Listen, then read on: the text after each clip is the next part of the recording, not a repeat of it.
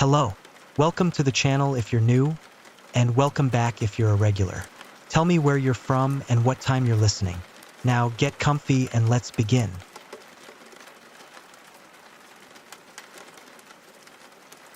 When I was about 9 years old, my family lived in a remote area on the outskirts of town. The suburb was surrounded by warehouses and other industrial buildings. At that time, we didn't have a phone at home, and neither did our neighbors. This was back in the late 90s, and cell phones were either a luxury or not something everyone could afford. So, if I needed to call my mom while she was at work, I had to either walk to my dad's workplace or to a company next to it, which was closer, to make the call. My dad's work was only about a 30-minute walk from our house. He worked at a large unloading dock for metallurgical shipments. To get to his workplace, I had to pass by another company, which I'll call Docks 2. Both my dad's workplace and Docks 2 had watchtowers. These were small cabins mounted at the top of tall platforms, with stairs leading up to the top. There was always a guard inside, monitoring the yard to ensure safety and prevent break-ins. Back then, phones were only available at the watchtowers. Docks 2 was much closer to our house, only about a 10-minute walk. So one day, as I had done many times before, I went to Docks 2 to make a call. I climbed the stairs, knocked on the door, and was greeted by a guard I recognized. He was someone I'd seen around often and knew well. However, that day he wasn't alone. There was a new guy about 28 years old who had just been hired for shifts. He was a very tanned man, always dressed in military-style clothes. I was just a regular kid, looking exactly my age, with very blonde hair that made my cheeks appear rosy and gave me a more youthful appearance. When the new guy saw me that day, he wouldn't take his eyes off me. As I was finishing my call with my mom, the new guy went outside for a smoke. When I stepped out, he smiled at me and asked my name and whether I came there often to make calls. I don't remember what I said, but I felt really shy because he was staring so deeply into my eyes. I'll call him the creep. A few days later, I went back to the tower to make another call, and there he was again, but this time he was alone. I spoke to my mom, and as I was about to leave, he asked if I wanted any tea. I declined. Then he asked how school was going and other small talk questions. He even offered to help me with my homework, but I told him I was fine. It all seemed harmless, but still strange. One thing that really gave me the creeps when I was near him was the way he looked at me. He looked like he was drunk. His eyes would get so hazy and his face would flush red. Mind you, he wasn't actually drunk, but the way he looked was unsettling. Later on, I saw him again. That time I was walking to my dad's work with my friend and he was doing some digging in Docks 2.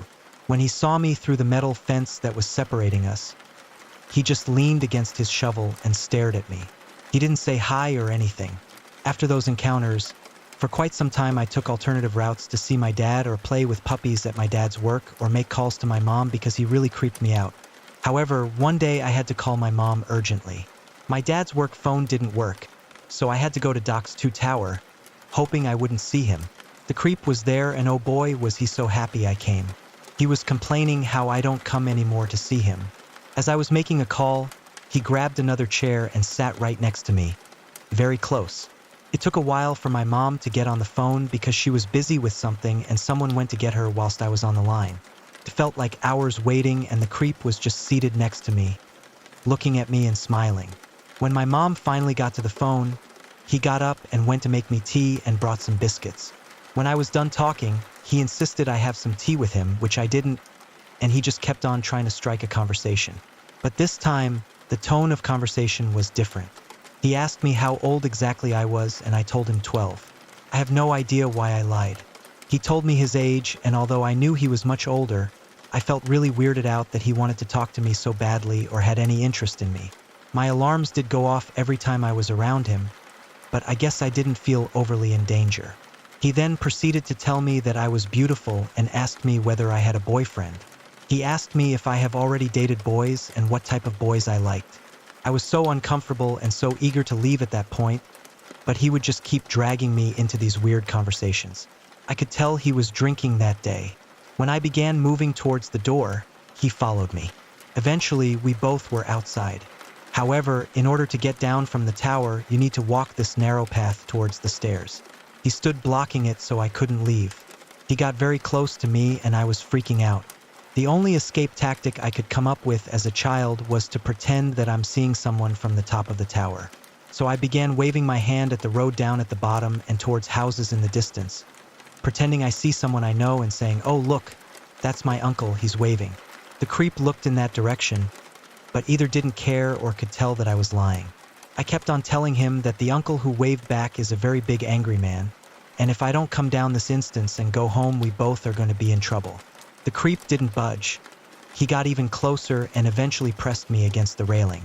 He kept on asking me his weird questions whilst I was terrified to move because I didn't want to move my body against his, if that makes any sense. So I just froze. He asked me if I would go on a date with him and that he is looking for a girlfriend. And at that particular moment, someone was coming up the stairs to the tower, so he let me go but asked me to come back.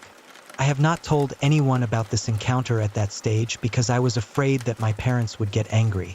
I also felt very embarrassed and thought that people would judge me for what's happened. Sometime later I was home and it was around 9 p.m. I know what time it was because it was my bedtime. Suddenly, a car pulled into our driveway. I came to see who it was through the front room window and I could see it was the creep, but this time with other guys blasting music in his car and shouting my name. I have no idea how he knew where I lived. He must have followed me one day. My dad was outraged. He asked me who these people were, but before I could even answer, he rushed outside. Apparently, the creep wanted me to go out with him and his friends.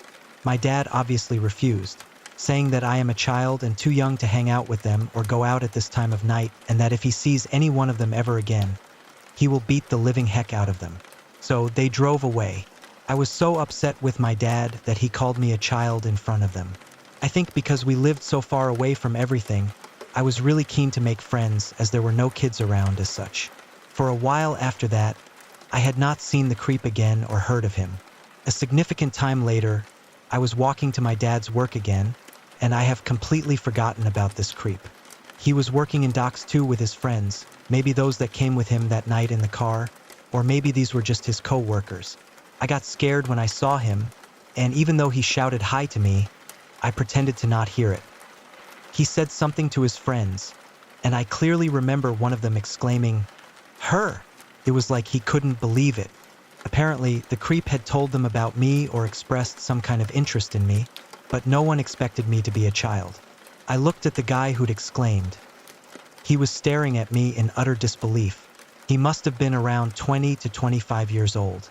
The creep was saying something to him, and then his friend yelled at him, "Have you lost your mind?" It was clear that the creep didn't see me as a child the way everyone else did. Fast forward maybe half a year later. One evening, I was home alone waiting for my parents to return from work. We lived in a very safe neighborhood, so sometimes I'd be home by myself for a while after school until they got back. I was playing a game where I pretended to be a singer, with a little stage set up in the living room, performing in front of the chairs as if they were my audience. It was pitch black outside. During my performance, I suddenly noticed someone staring at me through the living room window. They must have been crouching down because only the top of their face was visible at the bottom of the window. As soon as they realized I saw them, they ran off. I was so embarrassed, scared, and shocked that someone had caught me performing. I was frozen in place. I don't know if it was him, though. Our dog didn't react at all, probably because the music was blasting so loud. I was too scared to go outside and check, but I peered through the window, and no one was there. Whoever it was must have climbed over a wooden fence to get to the window. I told my parents about it and asked my friend if it was him who had come around, but he said it wasn't. I don't know if my friend was just too shy to admit he was watching me or if it was the creep. Later, one day, I went to Docks 2 with my dad, as he needed something for work. I saw the old guard I knew well and asked about the creep. He told me that he didn't work there anymore. I have no idea what happened to him.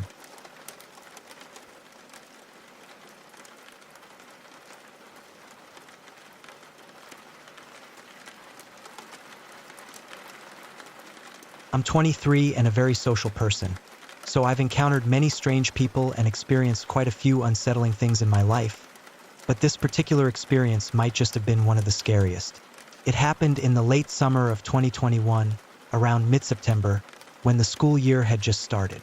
I was a senior in college, and my friends and I decided we wanted to go camping. Not overnight camping, just a quick trip to sit around a fire in the woods, make s'mores, relax, and maybe have a few drinks. The idea came from my friend Landry, who suggested it after classes ended on that Friday. Landry brought along her friends, Gracie and Lily. I invited my roommates, Wyatt and Marshall, and they both agreed to come. So we had 6 of us total, 3 girls and 3 guys, all just out to have a good time together. We had been out there for maybe 30 minutes when I first heard footsteps in the woods. As soon as I heard them, I noticed that everyone else must have heard them too. The chatter around the campfire immediately went silent. The reason it startled us all was because of 2 things. First, the footsteps were heavy. There was no mistaking it for something small like a squirrel or rabbit. And second, it was clear this wasn't a deer or any other 4-legged animal because of the frequency of the footsteps. The sound was too rhythmic, 1 step at a time on the leaves. If it had been a deer, there would have been multiple thuds, indicating something with 4 legs. But this was something large and clearly walking on 2 legs. Then, out of nowhere, there was a loud thud about 30 yards away, as though whatever was moving through the woods had fallen. The footsteps stopped completely. We all knew whatever it was had to still be somewhere nearby, motionless. At that point, the uneasy feeling of being watched started to creep in. We all agreed it was best to pack up and leave, so we started gathering our things quickly. But as we were getting up, we heard a voice from the woods, coming from the direction of where the footsteps had been. The voice was loud enough for us to hear clearly, but it had this eerie, almost too friendly tone, which made the hairs on the back of my neck stand up. It was a man's voice, and he said something along the lines of, "Hey, where are you guys going?" The girls immediately started running back to the truck without getting their stuff, which was maybe 100 yards away. I wasn't really scared, but I definitely knew something wasn't right. Wyatt was obviously flustered, but he was trying to hide it. He grabbed his stuff and started to walk back without saying a word. Meanwhile, Marshall called back to whoever was in the woods. He said something along the lines of, "What do you mean?" or something stupid like that. We were the only 2 people still within earshot of the man in the woods now. Marshall was toying with danger, and we both knew it. The man replied with something along the lines of, "I'm stuck in the woods and I need help." Marshall was kind of being a jerk and said something like, "How could you be stuck in the woods? Did you get caught in a bear trap?" After there was no answer, Marshall said that he had got him.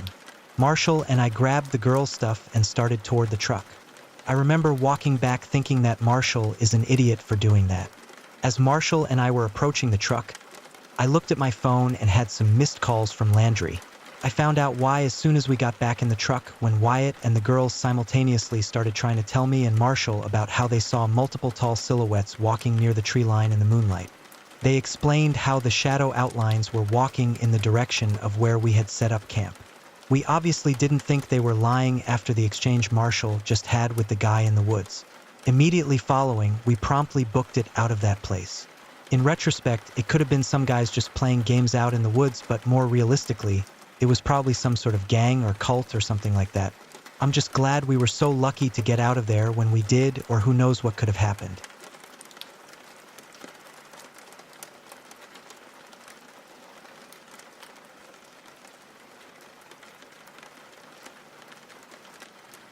There's a unique kind of silence you only find deep in the forest. It's a heavy quiet that presses in on you, making everything seem still. The typical sounds, the chirping birds, buzzing insects, the rustling leaves, disappear, replaced by a stillness that feels almost unnatural. That's the kind of silence that surrounded me when I set up camp in a secluded part of the national forest, far from the nearest trail, completely by myself, or so I thought. I've spent countless nights camping solo before. It's my way of escaping, disconnecting from the noise of the world, work, and people. Nature has always felt like home to me. Just me, the trees, and the night sky. I had no reason to expect this trip to be any different. In fact, I'd been eagerly anticipating it for weeks. The first day unfolded just as expected. I hiked in, carrying my pack, found a perfect spot to pitch my tent, and spent the afternoon roaming the nearby woods. The sun was shining, The air was cool, and the forest felt vibrant. I even spotted some deer and a family of rabbits near a stream running through the woods. It was exactly the escape I needed. By nightfall, I had a fire crackling, my tent set up, and I was ready to relax and enjoy a quiet night under the stars. The silence didn't bother me. Not yet. In fact, it was comforting. There's something peaceful about the sound of a campfire crackling and the absolute darkness you get when you're miles from city lights. But as the night wore on and the fire began to fade, I began to sense something strange. The familiar forest sounds, the leaves rustling, an owl's distant call had all stopped. It was as if the woods themselves had gone still. I tried to brush it off. It was probably nothing, just my mind playing tricks. After all, I was all alone, cut off from everything. It was only natural the quiet would feel odd. But then I heard it, a faint crunch from just outside the circle of light from my fading fire. A footstep. I stiffened, my body frozen, my mind racing with possibilities. Could have been a deer, maybe a raccoon or some other creature, curious about my campsite. But as I sat there, listening intently, I realized the footsteps were not random. They were slow, deliberate, like something or someone was circling my camp. I strained my ears, trying to catch the sound again. Another crunch, this time closer. My heart hammered in my chest, and I instinctively grabbed the flashlight beside me. I shone the beam into the dark, sweeping it across the trees, searching for any hint of movement. But I saw nothing. The flashlight illuminated only the dense line of trees, their shadows long and haunting in the flickering firelight. I exhaled slowly, trying to calm myself. It had to be an animal. There was no one else out here. No one even knew I was here. I decided to throw a few more logs on the fire, hoping the bright flames would scare off whatever was lurking out there. As the fire roared back to life, the footsteps stopped. I stood there for a moment, listening, my body tense and alert. Nothing, just the crackling of the fire and the occasional pop of the wood. I stayed up for another hour, sitting close to the fire, listening intently for any other sounds. But the footsteps didn't return, and eventually my eyelids grew heavy. I convinced myself it was just a curious animal, and after checking my surroundings one last time, I crawled into my tent and zipped it up tightly. But sleep didn't come easily. Every little sound outside seemed amplified in the stillness, and my mind kept replaying those footsteps, the way they had circled me in the dark. I lay there for what felt like hours, my senses on high alert, listening for any sign of movement. Sometime in the middle of the night, I finally drifted off. It couldn't have been long before I was jolted awake by the sound of footsteps again. This time, much closer. They weren't just outside the camp. They were right outside my tent. I held my breath, my heart hammering in my chest as I listened. The steps were slow, deliberate, like someone or something was pacing around the tent. I reached for my flashlight, fumbling with the zipper of my sleeping bag as quietly as I could. My mind was racing, trying to make sense of what was happening. Who would be out here? I was miles from any trail, and I hadn't seen another person all day. The thought of some stranger wandering through the woods in the middle of the night, silently circling my tent, sent a cold shiver down my spine. The footsteps stopped. I gripped the flashlight tightly, my hand trembling, and slowly unzipped the tent just enough to peek out. I swept the light around the campsite, my pulse pounding in my ears. There was nothing there, no one, but I could feel it. I wasn't alone. I crawled out of the tent, standing cautiously by the fire, which had burned down to embers. The woods around me were still, but the sense of being watched was overwhelming. Every instinct I had was screaming at me to leave, to pack up and get out of there as fast as I could. But where could I possibly go? It was the middle of the night, and I was surrounded by nothing but miles of forest with no help in sight. I decided to rebuild the fire, gathering as much wood as I could find and stacking it high, watching the flames leap and flicker. I wasn't sure if it would keep whatever was lurking out there at bay, but the light at least made me feel a bit safer. For hours, I stayed close to the fire, clutching my flashlight and scanning the dark trees. The footsteps never returned. Still, I couldn't shake the feeling that something was out there, quietly observing, waiting. As time passed, the sky began to lighten. The first rays of sunlight broke through the trees. The heavy dread that had clung to me all night slowly began to fade, and I finally let myself relax, just a little. I was drained both physically and mentally, but the daylight brought a sense of relief, like a weight lifting from my chest. I hurriedly packed up my camp, eager to leave the woods and return to civilization. As I made my way back to my car, I couldn't help but glance over my shoulder, half expecting to see something or someone following me. The forest was still again, though, and there was no sign of life. Not until I reached the edge of the woods, my car finally in sight, did I allow myself to take a deep, calming breath. I never spoke to anyone about what happened that night. Part of me wonders if it was all just my mind playing tricks, the isolation getting to me. But deep down, I know what I heard. Those footsteps weren't just in my head. Something or someone was out there, hidden in the shadows. And the most terrifying part? I'll never know exactly what it was.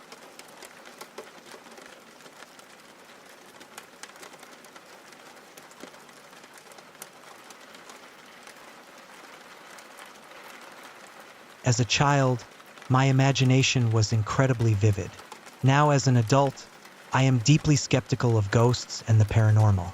But when I was 7 years old in the early 90s, I experienced things that, to a rational mind, would seem impossible. Yet I remember them clearly. Some of these experiences were shared with others who were with me and also vividly recall what happened. Back in the 90s, my family owned a small pub called the Crown Inn, located in the heart of the English countryside. Like many pubs in England, the Crown Inn was ancient, steeped in tragic history, including tales of murder. I spent countless hours exploring the Victorian building while my brother played with his friends in the village or when my parents worked. Often, I found myself alone in the upstairs flat, and it was during these times that I witnessed strange events. Objects flying across the room, furniture levitating off the ground, and other unsettling occurrences. I tried to convince myself that these were merely hallucinations or products of my active imagination. However, the family dog, Jake, a black Labrador, would react to these events too. On one occasion, Jake bolted from the bedroom, tail between his legs, when a table suddenly lifted off the ground. He ran to the bottom of the stairs and urinated on the carpet. It was in moments like this that I truly felt we were not alone in the pub. One particular night stands out in my memory, one I often find myself reflecting on. It was late, the pub had closed, and everyone in the building was asleep. At the time, I shared a bedroom with my brother, and we slept in the same double bed. I woke up in the dark, in complete silence, with just a sliver of streetlight coming through the window, casting faint shadows on the room's contents. I first looked over at my brother, who was sound asleep, only a few feet to my left. As I lay on my back, I turned my head the other way, and as I was about to drift back to sleep, something caught my eye. On the wall to my right, adjacent to the bed, something strange caught my attention.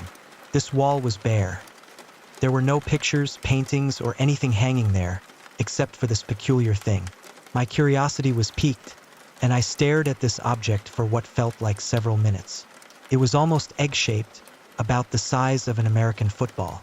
Then, as I focused more intently, my heart began to race, and a chill ran down my spine as I slowly began to comprehend what I was seeing. The light from the window reflected off the object, revealing what looked like a cheekbone. As soon as I recognized this, I could make out a jawline, an ear, a nose, and a mouth. I was completely frozen when it was evident I was staring at somebody's face. No other part of the body was visible apart from the facial features peering what seemed to be through the wall. The face was slightly turned away from me, as if its attention was drawn to something at the foot of the bed. Through my fear, I did my best to remain completely motionless. Still staring at this face, studying this insane image in front of me, I recall its eyes were casually looking away from me as if in deep thought, almost sorrowful. The bed made a slight noise as I unintentionally shifted my weight on the mattress. Instantly, the face in a jolting reflex motion turned straight towards me as if it had been rudely disturbed, its wide open eyes staring directly into mine. In every sense of the word, I was utterly petrified. It sounds peculiar to describe, but the face was contorted with such an intense expression, a concoction of extreme delight and anger at the same time. It was horrifying to behold, to say the least. Couldn't breathe. Couldn't move.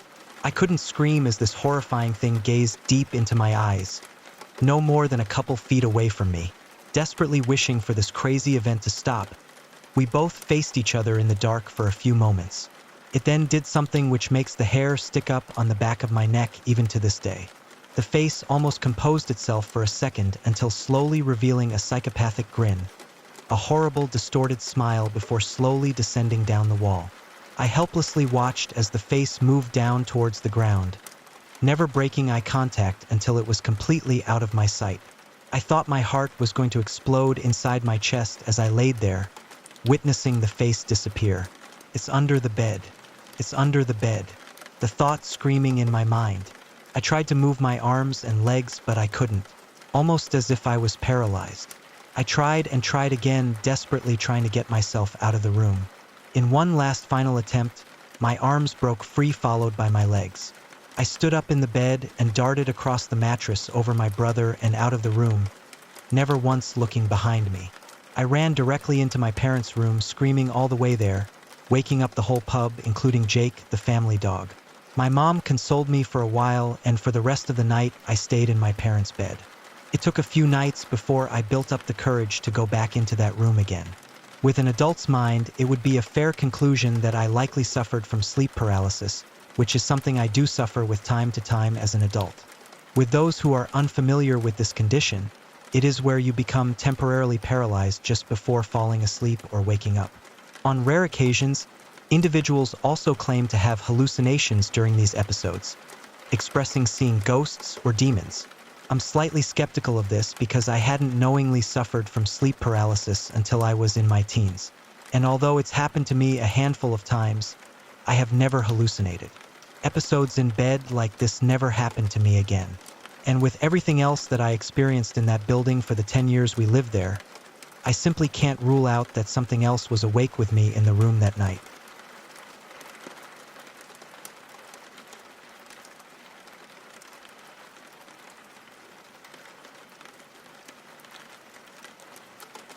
I'm sorry to say this, but I think it's time we wrap things up here. My parents have returned, and both the police and my neighbors haven't seen them since I left. I've been away for a few days, and honestly, I just want to stop running. They also told me that they got their hands on a revolver, and all I want is to go home, get some rest in my own bed, and just end this madness. At this point, I'm starting to think maybe all of this has just been in my head.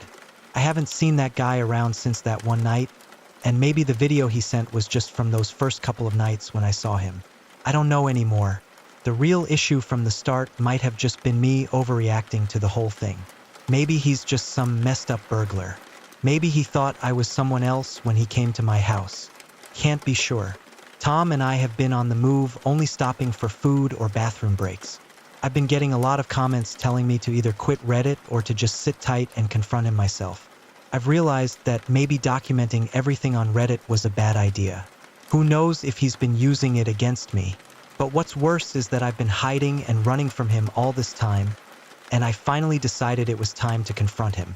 I'm not going to try to find him, but if he shows up to my house and tries something, then he'll meet his end. That's for sure. But I thought a good first step would be to visit the 7-Eleven guy today, and we planned to confront him. I just needed to make sure it wasn't him, so we parked in front of the store around 8 at night, about 3 hours ago. Here's how the conversation went, as best as I can remember. Is that him? Yeah, that's him. Let's just go in and ask him a few things. Okay, we just need to scare him a bit and see how he reacts. Tom grabbed his pistol from the back seat and slipped it into his holster. Dude, is that really necessary? Look, man, we need to be sure if this is the guy. We can't just go pulling a gun on him and freak him out. I'm just being cautious, okay? If this is him, we've got to be careful. With that, Tom got out of the car, and I followed him inside. As soon as we walked in, the cashier greeted us. Hey boys, how's it going? We both gave him a serious look, and he quickly changed his tone. "Hey, guys, what's the deal today?" I glanced at Tom, and he turned back to the cashier. "Nice day, huh?" I could see the guy starting to sweat, his nerves showing. "Hey, man." I couldn't help but notice the gun in your holster. "Nice gun. That's a Colt, right? My dad used to have one. We never broke eye contact." "Yeah, I'd say it's a pretty nice day. How about you? How's your day going?" I walked right up to the counter, standing directly in front of him. "Hey, can I ask you something?" The cashier swallowed hard and cleared his throat. "Yeah, sure. What's up? Do you drive here to work?" "Oh, no. My buddy drops me off." I exchanged a look with Tom, who then turned his gaze back to the cashier. "You better not be lying to us, man." The cashier broke down. "Look, guys, I don't want any trouble. If you're here to rob the place, I don't care. I'm just a guy working here, all right? Just take the money and go if that's what you want. We're not here to rob anyone, okay? We're just here to ask a few questions, if that's all right with you." The cashier crossed his arms, looking defensive, but replied, "Sure, ask whatever you need. When does your shift end?" "Oh, usually around 3 in the morning." "What's all this about? Are you guys undercover cops or something? Have you seen a gray Volkswagen in the past couple of nights you've worked here?" "Yeah, actually. The night before you came in, there was a guy who came in after you. He was probably the one you're talking about." "Did he buy anything?" "Yeah, he bought some cigarettes and some dipping tobacco. Didn't say much, just that he had a long night ahead of him." "Did he show you any ID?" "Yeah, he did." "What name did he give you?" "I think it was Nathan Silverstein or something like that." "You mean Nick Sullivan?" "Yeah, that's it. Nick Sullivan. What's it to you?" "Can we see your ID for a second?" He showed us his ID, and he seemed completely innocent. "All right, man. Thanks for your time. The police might come by later to ask for your camera footage from that night, but we appreciate your help." We left, and that was the end of it. After all this time running, we finally got a solid lead. We called the police, and they're reviewing the tapes now. It felt amazing to finally have a lead on this guy, and I could finally go home. But Tom, he's been such a great friend these past few days. He stuck by me through everything, even when things got tough, and I'm just so thankful for everything he's done. After a long day of traveling, he told me his girlfriend had been really worried about him too, and that made me feel even worse about the whole situation. I finally told him we needed to part ways, that he should go home, get some rest, and that I was sorry for putting him in danger. He told me not to worry, that it was actually kind of exciting, despite the danger we were in. I gave him some money to help out, and he's headed to his girlfriend's place. He said he'll stay there until everything gets cleared up. No more running, no more fear, no more stalking. I'm finally done with all of this, guys. I can't wait to go home, see my family, and feel safe again. I just want to thank you all for your support during this time. This really meant a lot to me. At some point, I got texts from my parents saying it was safe to come back home. But when I called them, everything seemed normal. Still, when my dad handed the phone to my mom, she sounded a bit off, worried and flustered. I asked her what was wrong, and she just said, "I'm under a lot of stress," then followed it with, "Just come home, please. We miss you." Honestly, I feel sorry for them. I don't know why, but part of me feels like I'm responsible for all this. If they haven't seen the stalker at all, then it must be something to do with me. Maybe I did something that caused this man to target my family. As of now, Tom has gone back home, and I'm wrapping up this last update at Starbucks. I'll order an Uber and finally head home. If the guy gets caught, I'll find a news article and link it for you all, but this will be my last update. Thanks again for all the advice and support. Peace, I guess. 12:12 a.m. I just got home, and there are no cars in the driveway. I'm starting to get a little worried, so I'm calling my parents. No answer. I'll try the garage code. Well, it seems my parents must have changed the garage code or something. I'm banging on the door, but no one's answering. It's freezing out here tonight. 12:21 a.m. Okay, now I can see lights turning on in my bedroom, so they must be home.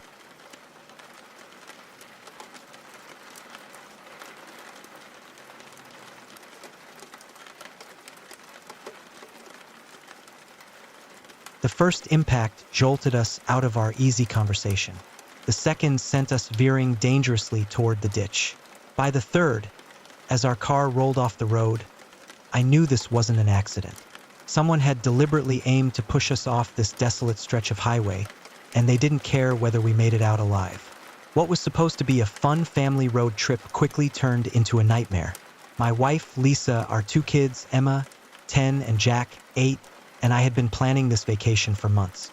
We had mapped out a route through some of the most scenic parts of the country, planning stops at quirky roadside attractions to keep the kids entertained. We were 3 days into our trip, and everything had gone smoothly.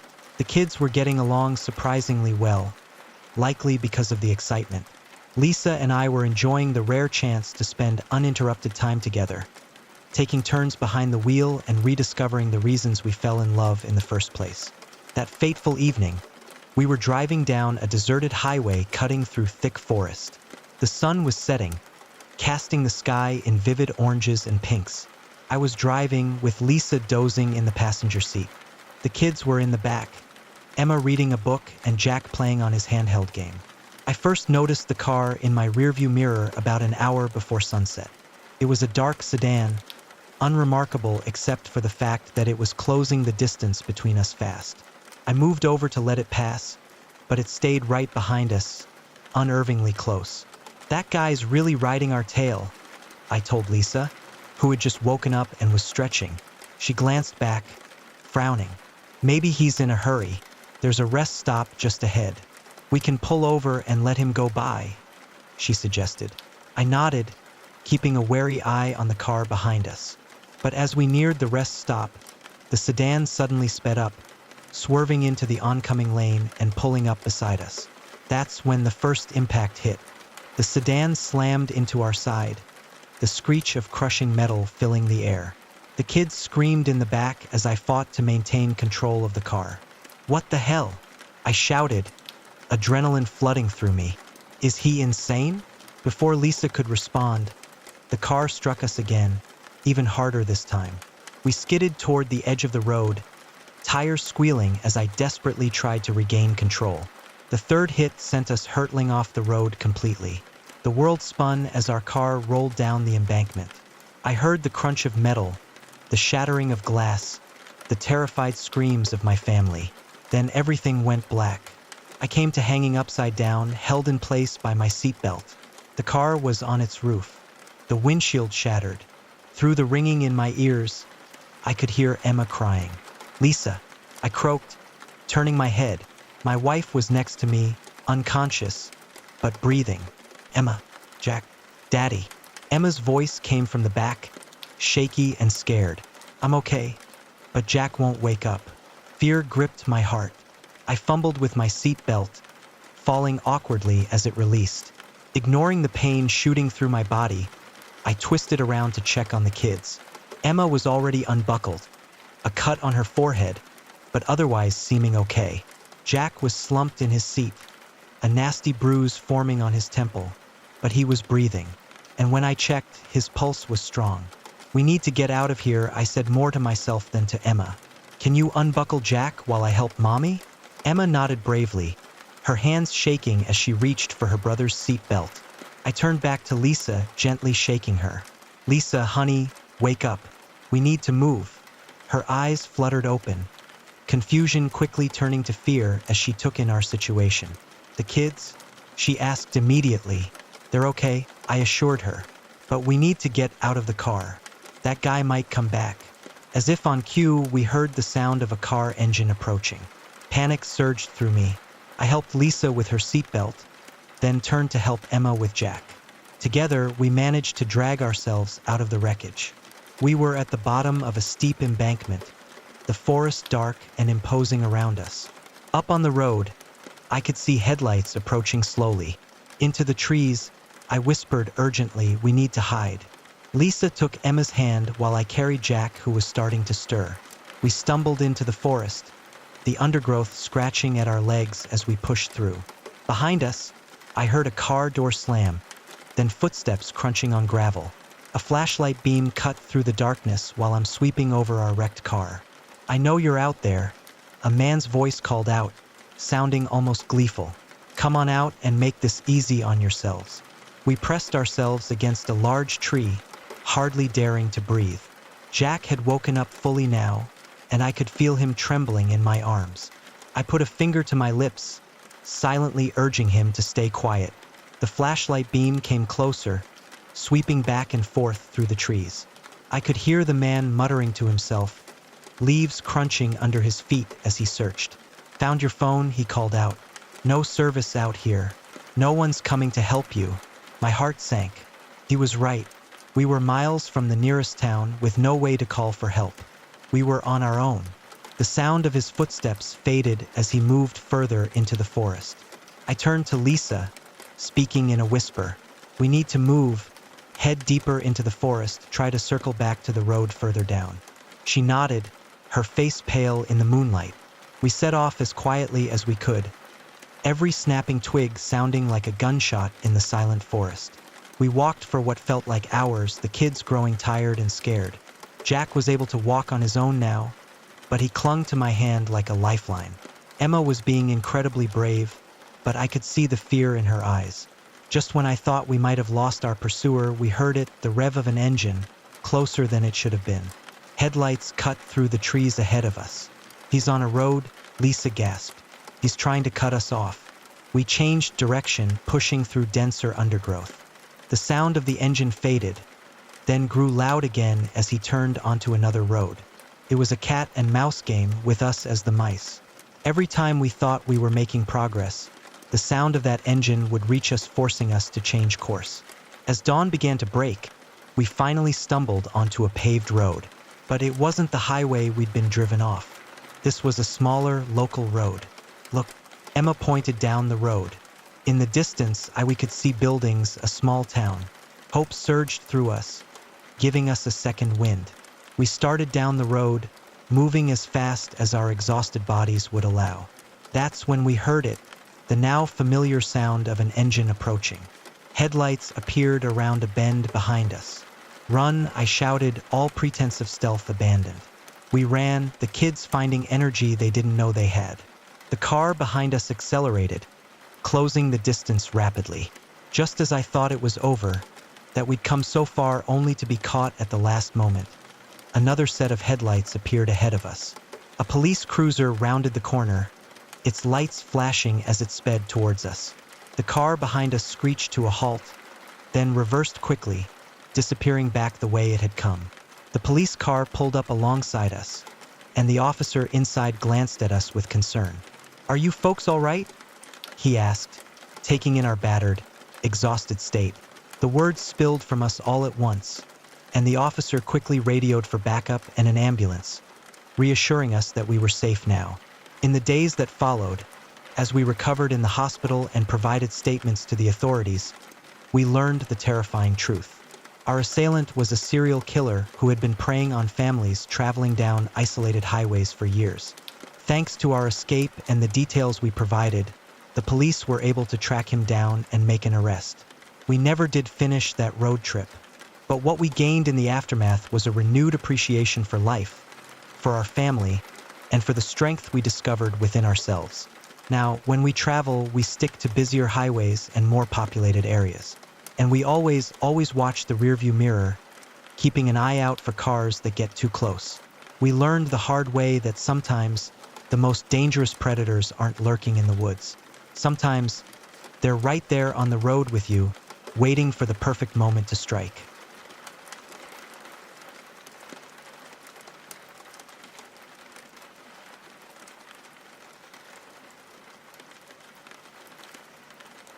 The moment I realized the car behind me wasn't just driving the same route as me by coincidence, but was intentionally mirroring every move I made, a cold chill ran through me that had nothing to do with the late-night air conditioning. What had started as a routine drive home was quickly turning into a terrifying game of cat and mouse through the darkened streets of a town I thought I knew. It had been a long shift at work, one of those days that seemed to drag on endlessly. By the time I clocked out, it was well past midnight. The parking lot was almost empty, save for a few cars belonging to the other night owls at the office. I remember yawning as I got into my car, only thinking about the leftover pizza waiting for me in the fridge and the comfort of my bed. The streets were eerily quiet, that stillness that only comes in the small hours of the morning. I was about halfway home when I first noticed the car. It was a dark sedan, so ordinary that it could have blended into any neighborhood. I couldn't make out the driver, just a dark silhouette behind the tinted windows. At first, I didn't think anything of it. After all, there are only so many routes through town at this hour. But as I made turn after turn, the car stayed right behind me, always 3 or 4 car lengths away, never too close but never dropping back either. A cold feeling began to twist in my stomach. I decided to test my suspicion. Instead of taking my usual left turn towards home, I made a right. The car followed. I took another random turn, and again, it stayed right behind me. My heart began to race. This couldn't be a coincidence. Someone was definitely following me. But why? My mind was spinning with possible scenarios. A robbery, some twisted game, or something far worse. I tried to stay calm and think logically. Maybe if I drove to a well-lit public place, they'd lose interest and leave. I headed toward the 24-hour supermarket on Main Street. When I pulled into the parking lot, I glanced in my rearview mirror. The car had stopped at the entrance, idling. I could now see the driver, a man in a dark hoodie, his face hidden by the shadows. I parked near the front of the store, right under the bright lights. My hands were shaking as I turned off the engine, sitting for a moment, trying to steady my breathing. When I looked up, my blood ran cold. The car was gone. For a brief moment, I felt a rush of relief. Maybe I had imagined the whole thing. Maybe it was just the paranoia from too many late nights and too much true crime TV. But then I saw him, the man from the car. He was walking toward me across the parking lot, his steps deliberate and quick. Panic surged in my chest. I fumbled with my keys, trying to start the car again, but in my haste, I dropped them. By the time I managed to get them from under the seat, he was at my window. He rapped on the glass with something metallic. Under the harsh fluorescent lights of the parking lot, I saw it was a gun. "Open the door," he mouthed, gesturing toward me with the weapon. My mind went blank with terror. This couldn't be happening. Not to me. Not here in this quiet town where nothing ever happened. With trembling hands, I locked the doors instead. The man's face contorted with anger. He raised the gun, aiming it at the window. I didn't think. I just acted. I jammed the key into the ignition and turned. The engine roared to life. I slammed the car into reverse, not even checking if anyone was behind me. The man leaped back as I peeled out of the parking space. I heard a sharp crack, a gunshot. My rear window exploded in a shower of glass. I screamed, ducking instinctively even as I floored the accelerator.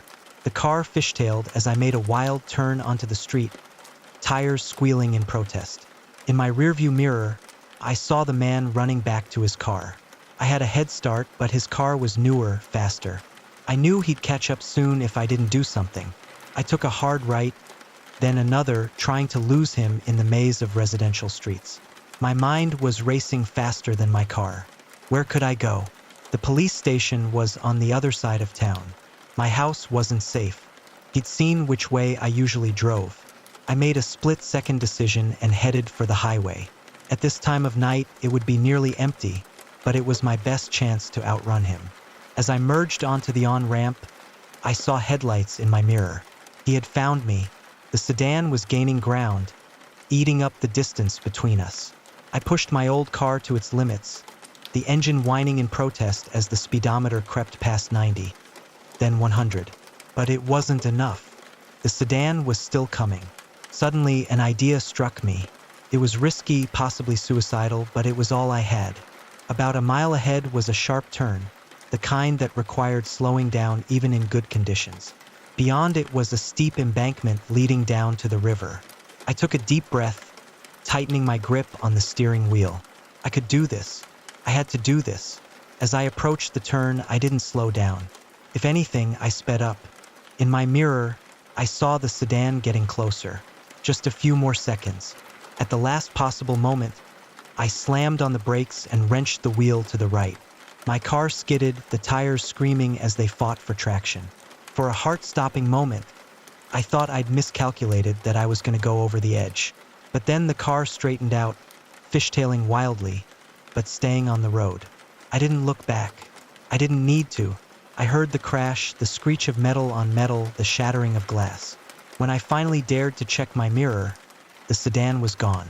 In its place was a gaping hole in the guardrail. My hands were shaking so badly I could barely keep the wheel straight, but I didn't stop. Couldn't stop. I drove and drove, putting as much distance between me and that turn as possible. It wasn't until I saw the "Welcome to Pennsylvania" sign that I finally pulled over. I was miles from home, running on fumes and coming down from the biggest adrenaline rush of my life. As the sun began to rise, painting the sky in shades of pink and gold, I sat on the hood of my car and tried to process what had happened. Who was that man? Why had he targeted me? And had I just killed him? I knew I should call the police, report what had happened, but a part of me was afraid they wouldn't believe me, afraid that somehow I'd end up being the one in trouble. So I did the only thing I could think of. I drove to the nearest diner, ordered a coffee, and started planning. I couldn't go home, not yet, maybe not ever. Whoever that man was, he might have friends, and they might come looking for me. As I sat there, watching the early morning crowd trickle in, I realized my life had changed forever. I wasn't just another office worker in a small town anymore. I was a survivor, a fugitive, a killer. I didn't have all the answers, but there was one thing I knew for certain. I could never let my guard down again, because out there, on some dark, desolate road, there could be another car, another pursuer, and another fight for my life. And next time, I might not be so lucky. With hands that still trembled slightly, I pulled out a map. It was time to disappear, time to become someone else, someone who had never been chased down a midnight highway by a stranger with a gun. As I plotted my escape route, I couldn't help but glance over my shoulder, scanning the parking lot for any cars that didn't belong. Old habits die hard, I suppose. Some lessons once learned are impossible to forget. The waitress came by to refill my coffee. "Long night?" she asked, glancing at my disheveled state. I managed a weak smile. "You have no idea."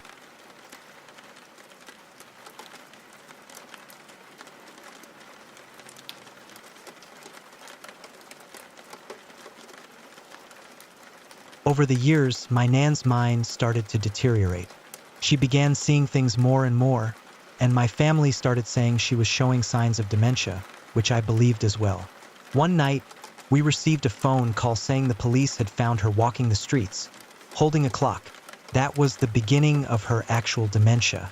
It only got worse as the months went by, and eventually, she had to be placed in a nursing home. This meant we had to go to her house to gather all her belongings and take them to her new home. I hated it. I never liked that house. It always felt like someone was watching me. While we were there, packing up her things, strange things started happening.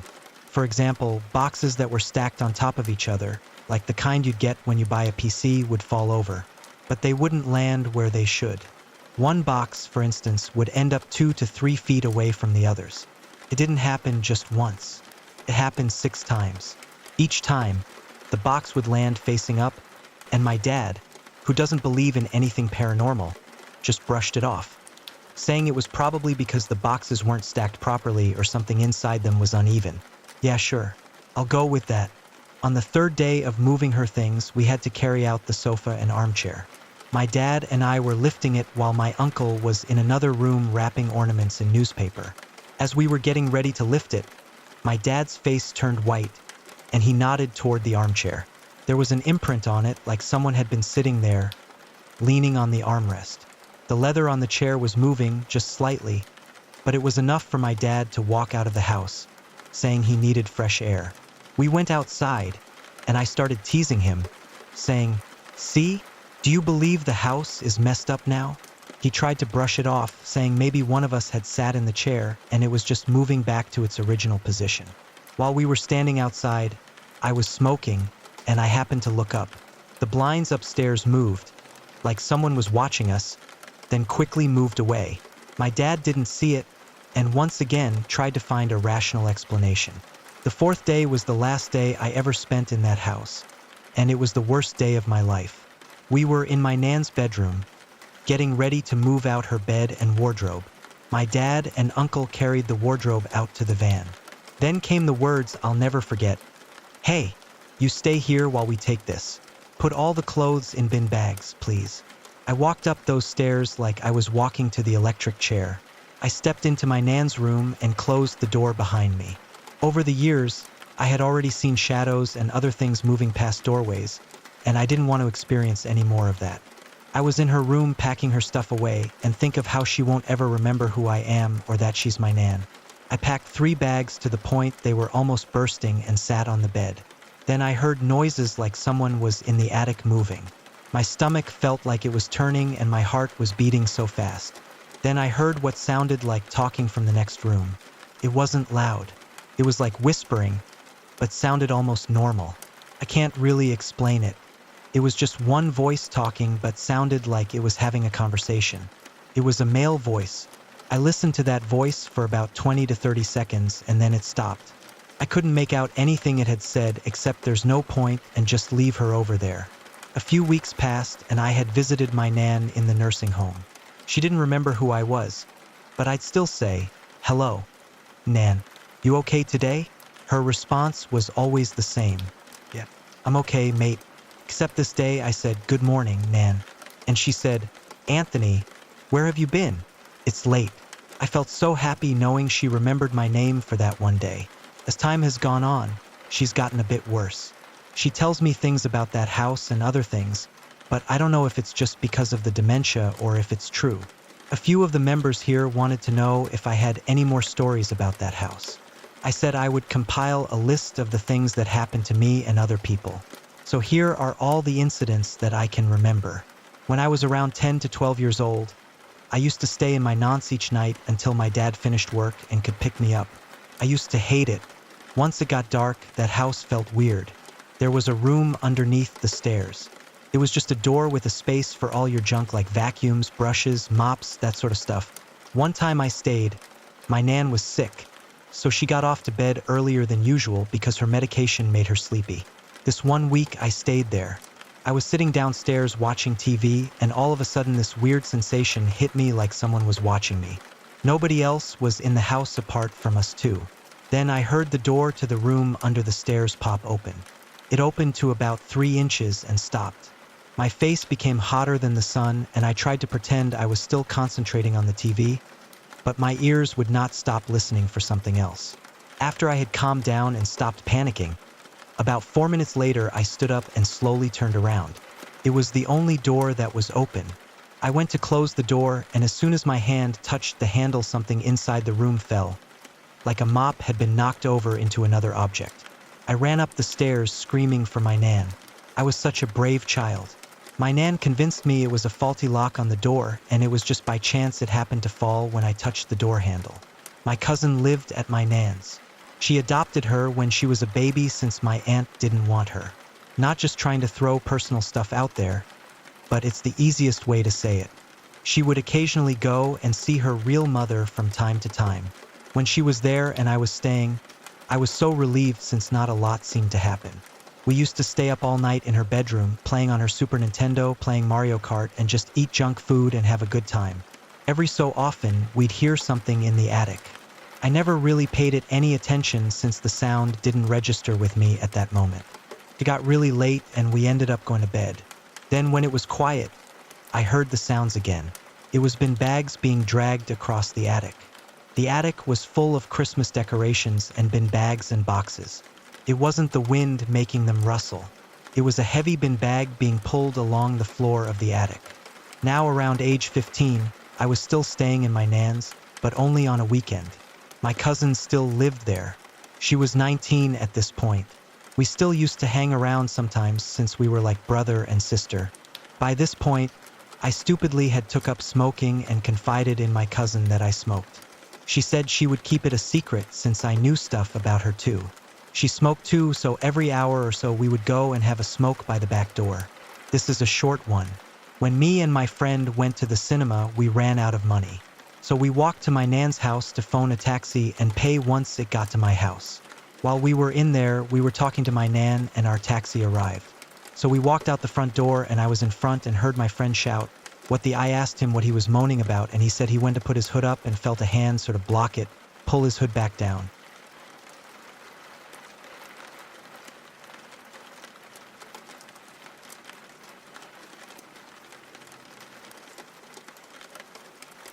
It all started with this little cow figurine my grandma got from one of her clients. It was a motion detector toy. Whenever anything moved in front of it, it would make the cow move. I'm sure you can guess where this is going. She set it on the shelf next to the dining room table, and every time I was home alone in the living room, that thing would go off nonstop. At first, I just thought it was a broken toy, so I took the batteries out of it. Problem solved. Or so I thought. Then one night, something happened that really unsettled me. There was this old blocky TV on the dresser right in front of my bed. One of those vintage ones that just shows a static screen when the antenna isn't picking up anything. I was in my room, messing around on my phone, when out of nowhere, the TV just turned on by itself, displaying nothing but static. Okay, that's weird, I thought, and just turned it off. A few minutes later, the TV did the same thing again, and again, and again. After the third time, I was thoroughly freaked out, so I unplugged the TV and woke my grandma to tell her what happened. She brushed it off, saying it was probably just an electrical issue. At the time, I didn't know enough about electrical stuff to argue, and I would have been fine with that explanation, if only my grandma hadn't done what she did next. She grabbed her Bible, started speaking in Spanish, and drew a cross in the dust on the mirror by my bed. That's when I knew things were about to get real. I can't remember if this next event happened before or after the TV incident, but it wasn't long between them. One night, I was lying in bed with the lights off, ready to sleep. As I was drifting off, I heard tapping. It was like someone was tapping on the ceiling above me. I turned on the light and it stopped. I waited a few minutes to see if it would happen again, but nothing. So I turned the light back off and lay down again. After a couple of minutes, the tapping started again. I turn the lights on again, and it stops. I play this game a couple of more times before I say, "Forget it. I'm too tired for this. Tap away, ghost." Those were my smaller, easily dismissible experiences. I thought they were creepy, but they could easily be anything other than the paranormal. So I forget about it after a while and just moved on with life. It wasn't until this next experience that I truly believed there was something other than my grandma and I in the house. It was daytime and I was completely alone in the house. I was playing the piano in the living room, just vibing, and then I start to hear voices. I immediately stop playing and try and hear where the voices are coming from and what they are saying. As I focused on the voices, I realized it was the radio in my grandmother's room. I thought it was weird that her radio came on randomly like that, but whatever, maybe it is electrical. I approached her room really slowly because my gut is just screaming that this doesn't feel right. As soon as I step in her room, the radio shuts off really suddenly, and this sense of dread just overwhelms me. At this point, I literally say screw this and bolted to the door leading into the garage. As I open the door, I turn back just to take a look, and I see my grandmother's recliner that's in the middle of the living room rocking violently. I slammed the door, opened the garage, hopped in my car, and skedaddled right out of there. Never in my life have I, as a grown man, been so terrified.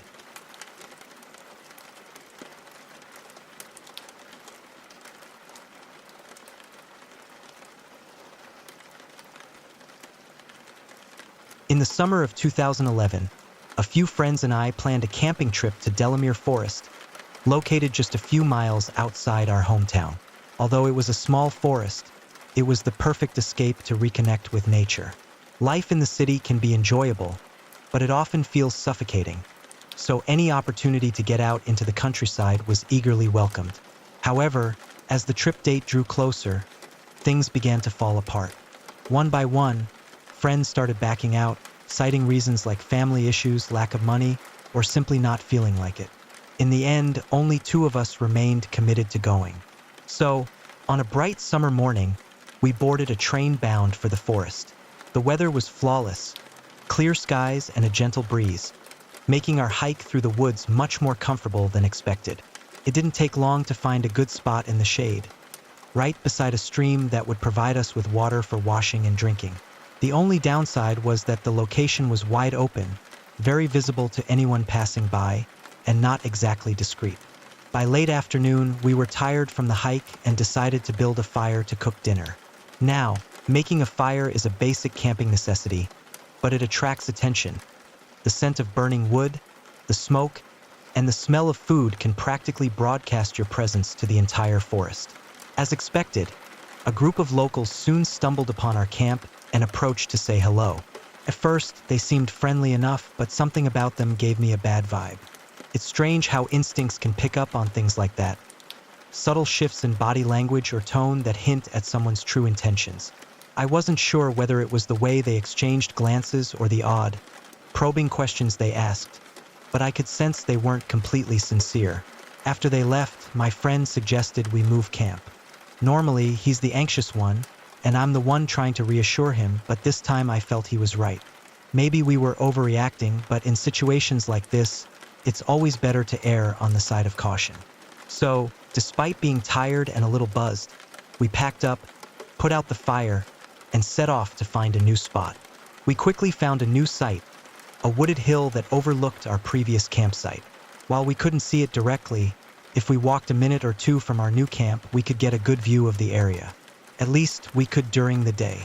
As the evening approached, we started another fire, cooked some ramen, and drank and smoked to unwind.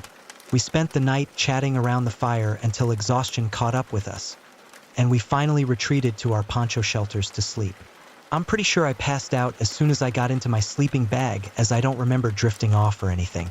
I just know the next thing I can recall is opening my eyes in pitch darkness to the sound of a distant car revving its engine. At first, I was just annoyed to be woken up. The hangover was kicking in hard, and I felt like boiled crap as I tried to fall back asleep. But the distant vehicle kept revving its engine, and as the sound grew louder and louder, I knew it was getting closer.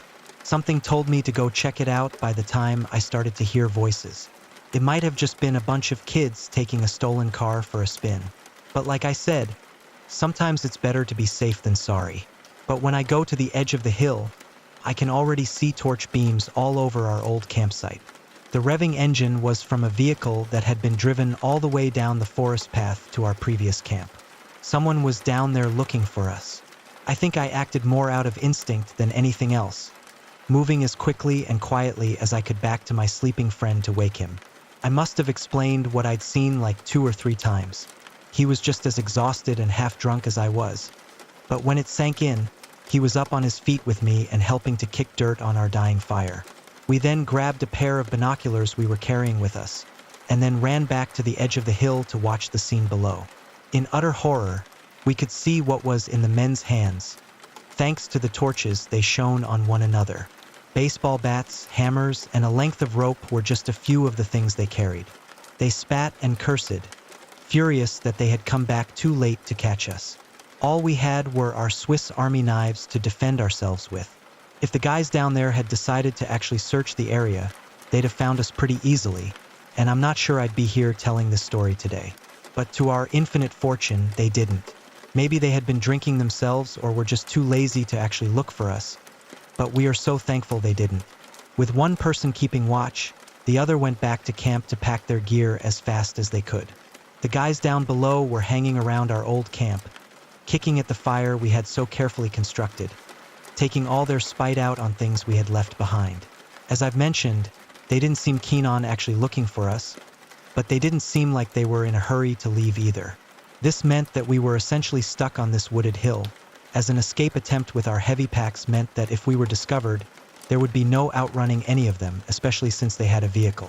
We ended up staying there until morning. Neither of us could get any sleep despite the gang leaving with their vehicle. I remember being terrified they would return one more time, more torches, more people with more of a will to find us. But they didn't. They were probably sleeping off their own hangovers by the time that we were on the train home. We were due to stay another 2 nights, and I was still annoyed that we had to call the trip short. But with those scummy local people around, we just didn't want to risk it. Be careful when you're traveling around. whether it is internationally or locally, because despite the unfathomable kindness of strangers, some of them aren't so friendly.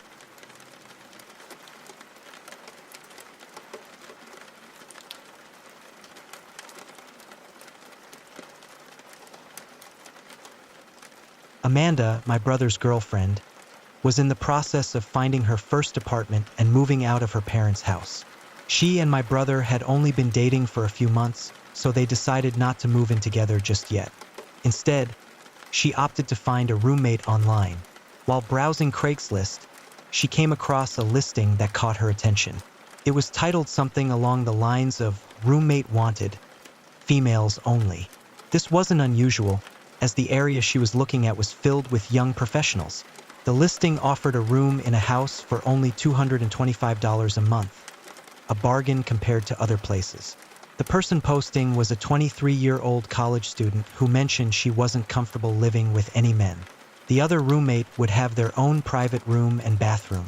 Amanda liked the sound of this place, but the listing only included one exterior photo of the property.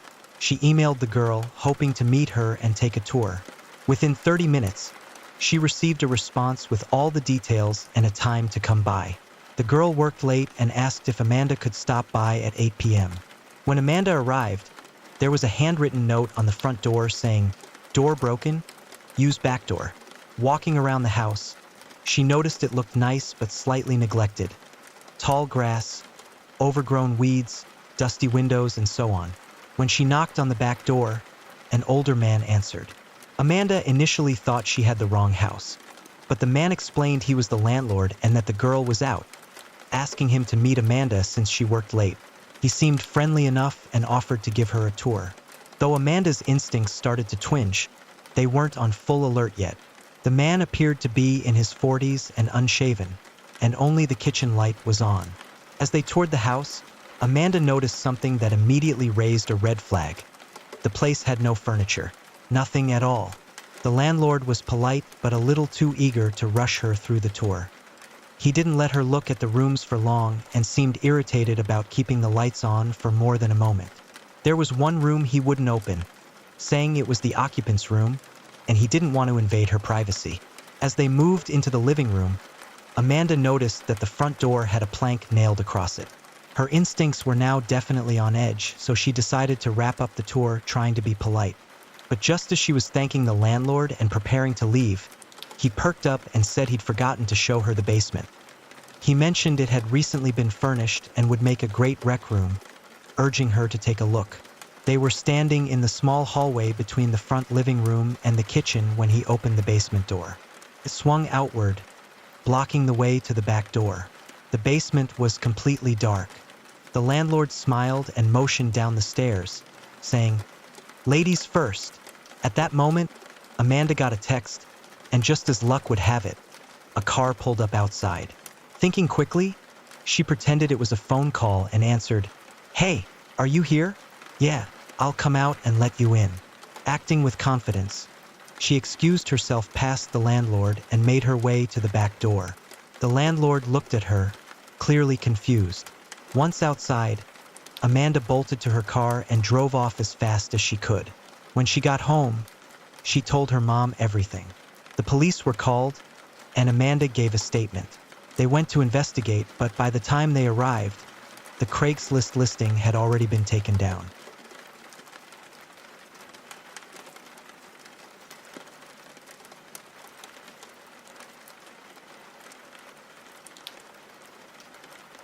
My mother's side of the family is quite large. She has 3 brothers and 3 sisters, all of whom are married with several kids of their own. Needless to say, when summer came around for our annual family vacation, it was guaranteed to be filled with hours of fun and entertainment. My grandparents were fairly well off, and each year, they'd contribute a portion of their wealth to rent a lakeside cabin, beach house, or even a mansion for the entire family to enjoy. That year, they chose to rent a huge 4-story house by the lake. The house had everything you could imagine: a dock, game room, movie theater, a huge kitchen, and even a tube slide system that connected each floor. What was supposed to be a relaxing getaway soon turned into one of my most unsettling memories. Before we get deeper into the story, let me briefly describe the layout of the house, as it's important to understanding what happens next. The house was perched on a steep slope leading down to the lake. It was built horizontally along the side of the hill. On the side of the house that wasn't connected to the hill, long stilts supported the structure, connecting the base of the home to the bottom of the slope. To provide extra support, brick walls were added between the stilts, creating a vast, eerie space beneath the house. Something like a hidden cavern, accessible only through a cellar door on the ground floor. This room had no insulation, just dirt floors which were essentially the earth beneath the house, filled with spiders and small rodents. The homeowners, who we were renting the property from, strongly advised us not to venture into that space. It was a steep drop of about 10 feet to the floor, and with no ladder to climb back up, anyone who found themselves down there would be essentially trapped in a dark, damp, cement pit. Now that you have an idea of the house's layout, let's get back to the story. After the first couple of nights spent settling in with the family and enjoying each other's company, the more mature members of the group, including me, my brother, and all the adults, my aunts, uncles, and their significant others, decided to play a game called Sardines. It's an inverse version of hide and seek. One person hides, and the rest of the players are seekers. All the lights in the house were turned off, plunging everything into complete darkness. The hider is given a minute to find a place to hide, and once they're settled, the seekers begin the hunt. If a seeker finds the hider, they silently slip into the same hiding spot, and the game continues until only one seeker remains. With this many people in a dark, sprawling house, you can imagine how much fun this could be. My Uncle Mike was the first one chosen to hide. We turned off all the lights in the house, and after the minute of hiding time had passed, the search began. My brother, aunts, uncles, and I checked the first few floors without any luck, searching under tables, in closets, and behind couches. After about 15 minutes, with no one finding my uncle, an idea began to form in my mind. At first, I dismissed it, but I couldn't stop thinking about that cellar door and the dark space beneath the house. As one of the younger members of the family, around 17 years old, I wanted to impress everyone by being the first to find him. So, I silently slipped away from the group and headed down the last 2 stories of the house to reach the bottom floor, where the cellar doors were. When I got there, I could feel my body shaking with adrenaline. I opened the door to the small, closet-like room where the cellar doors were kept, trembling from fear. The space looked so ominous in the dim light. I stepped closer and placed a hand on each of the cellar door handles. Before even opening them, I heard scuffling and the unmistakable sound of maniacal giggling coming from below. This confirmed I had found my uncle, and my initial fear turned into excitement. I threw open the doors and peered down into the dark, gaping hole. I whispered down to him, telling him I had found him and that I was coming down to join him, but he didn't respond the way I expected. Instead of admitting he had been found or telling me to join him, he just kept laughing, a sound that was strange and unsettling. Eager to be the first seeker to find him, I slowly began lowering myself into the hole, gripping the edge of the cellar door and letting my feet dangle into the darkness. I could hear his laughter growing louder and his footsteps shifting as he moved closer to me. Then, as soon as I lowered the rest of my body into the hole, a foul stench hit me like a wave. I clung to the cellar door, not daring to drop the remaining 5 feet into the pit. As I was closer to the ground now, I could start to make out a shape in the dark, and something about it seemed wrong. Though I couldn't see his face, his hunched posture and long, lanky arms made me hesitate. In that moment, I heard my aunt's voice calling for me, telling me they had found my uncle and that I was the last one to do so. My mind didn't immediately connect the dots, but when it finally did, I can't even begin to describe the cold, sickening feeling that washed over me. My heart seemed to drop into my stomach, and the sheer terror I felt in that instant is something I've never experienced again. Without thinking, I quickly pulled myself out of the hole and ran straight to my aunt, crying for help and screaming about the man under the house. She looked confused at first, but when she heard the laughter coming from the cellar, her expression shifted. She immediately called my uncles down while she dialed the police, giving them a quick description of what I had seen. Unfortunately, since we were so far out in the middle of nowhere, it took the police about 25 minutes to get there. When they finally arrived, the night was lit up with flashing red and blue lights. But what really unsettled me was when a full SWAT team showed up as well. A dozen officers flooded into the house, which felt like an overwhelming response for what we thought might just be a mentally unstable intruder. Moments later, they emerged, dragging a man who looked completely deranged, his hands cuffed tightly behind his back. It wasn't until later that I learned the full details of the situation. The man they had arrested was indeed mentally unstable and had a warrant out for his arrest. He had previously mutilated his ex-wife. I also found out that the terrible stench coming from the cellar was his own feces. Apparently, he had been trapped down there for several days. He claimed that after breaking into the cellar to hide from the police, he had gotten stuck and couldn't get out. It's been about 3 years since that night, and the memory of it has faded with time. Still, there are nights when I lie awake, filled with a strange sense of gratitude that I didn't let go of that cellar ledge.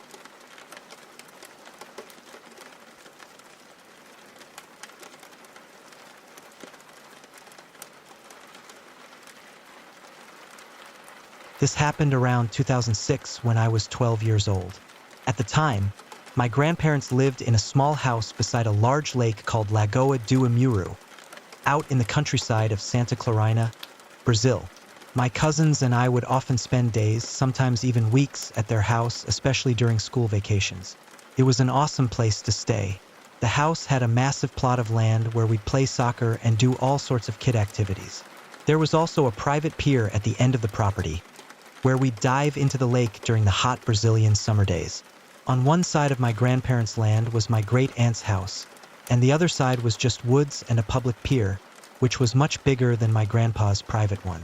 The public pier was about 1 to 5 meters wide and stretched 50 meters from one end to the other.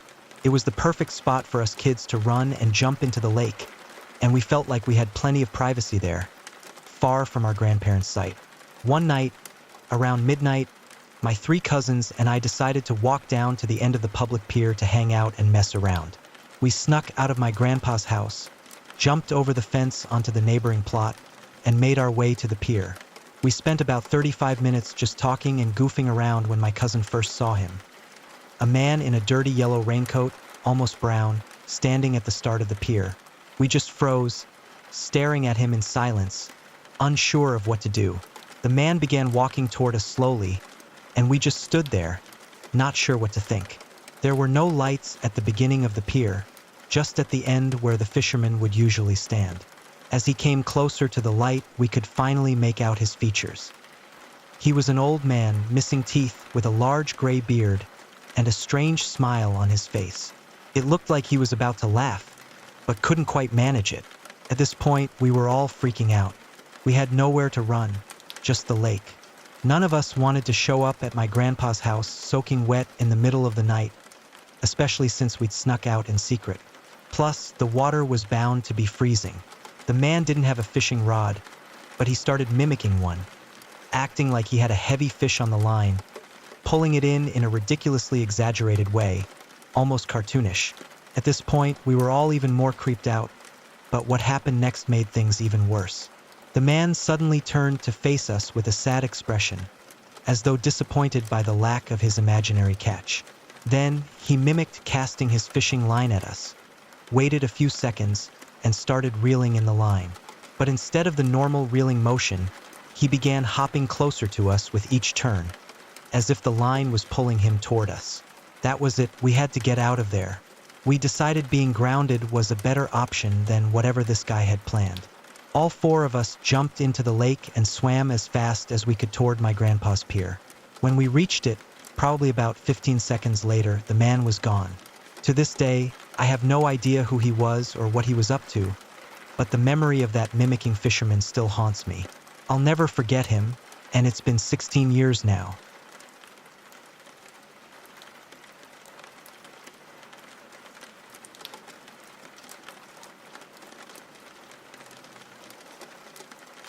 In high school, I had a stalker, and here's how it all started. I was 16 and we met on Facebook. He went to a nearby school, and we decided to meet up for a movie. We had a great time and we ended up dating. The first time he came to my house, he was wearing an ankle monitor for house arrest but wouldn't tell anyone why. That should have been my first red flag, but I ignored it. Since he was a minor, we couldn't find out the details. My parents didn't approve of us hanging out, so we spent time at his house or at the YMCA camp around town. I was young, rebellious, and naive, so I didn't think much of his situation at first. But things started to feel strange when I noticed his family was pretty unusual. One day, we were in his bedroom, and I saw his dad looking through the blinds at us. I screamed and called him out, and his dad ran off. He tried to brush it off, saying his dad was just into redheads. When I went to leave, I found his mom in the kitchen, smoking something suspicious. That's when I decided to break up with him. But this is when everything started to go downhill. He started crying, telling me that he was undergoing cancer treatment and that he didn't have long to live, and that's why he needed me, quote unquote. Sadly, I believed him and agreed to stay friends. That's when the stalking began. He switched schools to mine but never went to class. Instead, he would just stand outside my classroom, staring in until it was passing period. When I left class, he wouldn't talk to me. He would just follow me about 10 to 15 feet behind to my next class, then stand outside that classroom too. I was intimidated and didn't know what to do, so I let it happen for weeks. Then things escalated. He started following me home. He would get on the same bus as me, despite living across town, and walk 10 to 15 feet behind me all the way to my house. Once there, he'd stand outside, staring up at my window until my parents got home, and then he'd leave. Finally, I told him to leave me alone. I told him we couldn't be friends anymore and that he needed to forget about me. But instead of stopping, it got much worse. I started receiving up to 100 calls a day.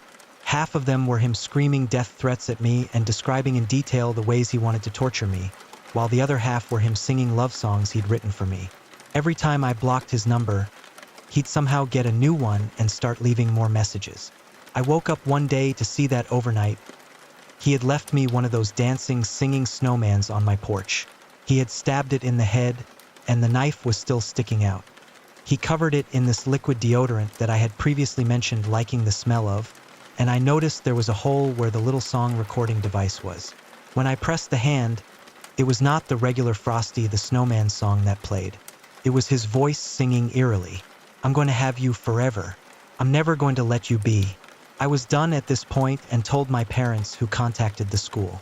They suspended him, but he still waited at my bus stop every day and walked to my house with me. One day, he charged at me like he was going to tackle me. When I tensed up for the impact, he stopped and hugged me. It wasn't a regular hug either. It was like he was trying to crush me. I am very petite and he ended up cracking one of my ribs. I started crying and then he started crying too before running off. He left me a voicemail apologizing in song form. Now this is the night that it happened, and it's a night I will never forget. It's the reason that I got a restraining order. I woke up one evening for no reason, just was fully awake. I got up to go to the kitchen to get a glass of water to relax, and in the reflection on the fridge, I saw movement in my backyard. I couldn't see well because it was so dark outside. The light in the kitchen made it even harder. So I went to the back sliding glass door to get a better look. When I got closer, I was met with the silhouette of a tall man standing just outside the door. He was there, the stalker, under my room at 3 a.m. He was just staring at me. I screamed, which woke up my parents, but he was gone by the time my dad went outside. There's a patio right outside my bedroom window that goes all the way to the ground, so it's possible he could have been on top of the patio looking directly into my bedroom window before. I got a restraining order shortly after that, and the guy eventually dropped out of school. I haven't seen him since in person, but every 6 months or so, he makes a new Facebook and tries to friend request me. I just block it and report it every time. Scary stuff. Have you heard of that myth that if you wake up in the middle of the night for no reason, there's likely someone watching you? Well, maybe it's true.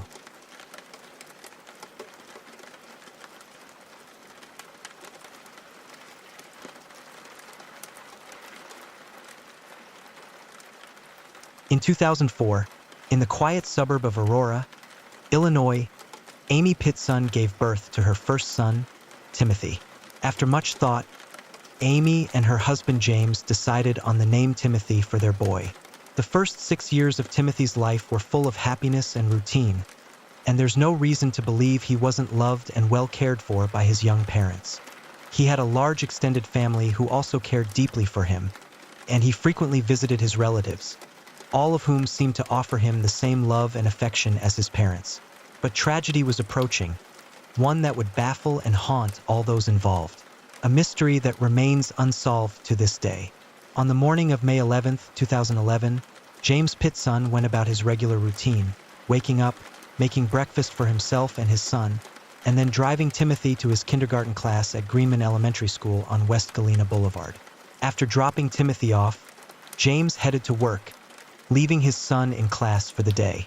However, just after 8 a.m., Amy Pitt's son arrived at the school and told a teacher that there was a family emergency and that she needed to take Timothy out of school for the day.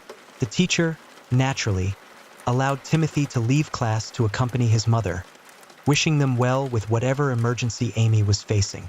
But instead of dealing with a family emergency, Amy's whereabouts were unknown until around 10 a.m. that same morning, when she showed up at a vehicle repair shop in Aurora. There, a friendly employee drove Amy and Timothy to the nearby Brookfield Zoo, where they spent the rest of the morning and early afternoon enjoying the exhibits. Around 3 p.m., Amy and Timothy returned to the vehicle repair shop, picked up her car, and then drove to Key Lime Cove Resort in Gurnee, Lake County. Known for its large water park and as a subsidiary of Six Flags, Key Lime Cove became the next stop in their journey. Amy and Timothy spent the night at the resort, enjoying the water park before leaving early the next morning. The following day, they drove across state lines to Wisconsin and checked into the Kalahari Resort in Wisconsin Dells around 10 a.m. CCTV cameras recorded their arrival. But after this, Timothy Pitt's son seemingly disappeared without a trace. Despite all efforts, no one has seen or heard from him since. It was as if he vanished into thin air. On May 13th, around lunchtime, Amy made several phone calls to her relatives, including her brother-in-law and her mother. However, by this time, Timothy was already missing, and the investigation into his disappearance would soon unfold as a bewildering and heart-wrenching mystery. She assured them that they were not to worry, how she and Timothy were both safe and well, and that neither of them were in any danger. These relatives would later confirm that Timothy was indeed present with his mother at the time of these calls, since he could be heard in the background complaining that he was hungry. In the investigation that followed, cell phone records showed that the calls were made from an area close to Sterling in Vernon County, Wisconsin, and that the pair were apparently on the move again via Route 40.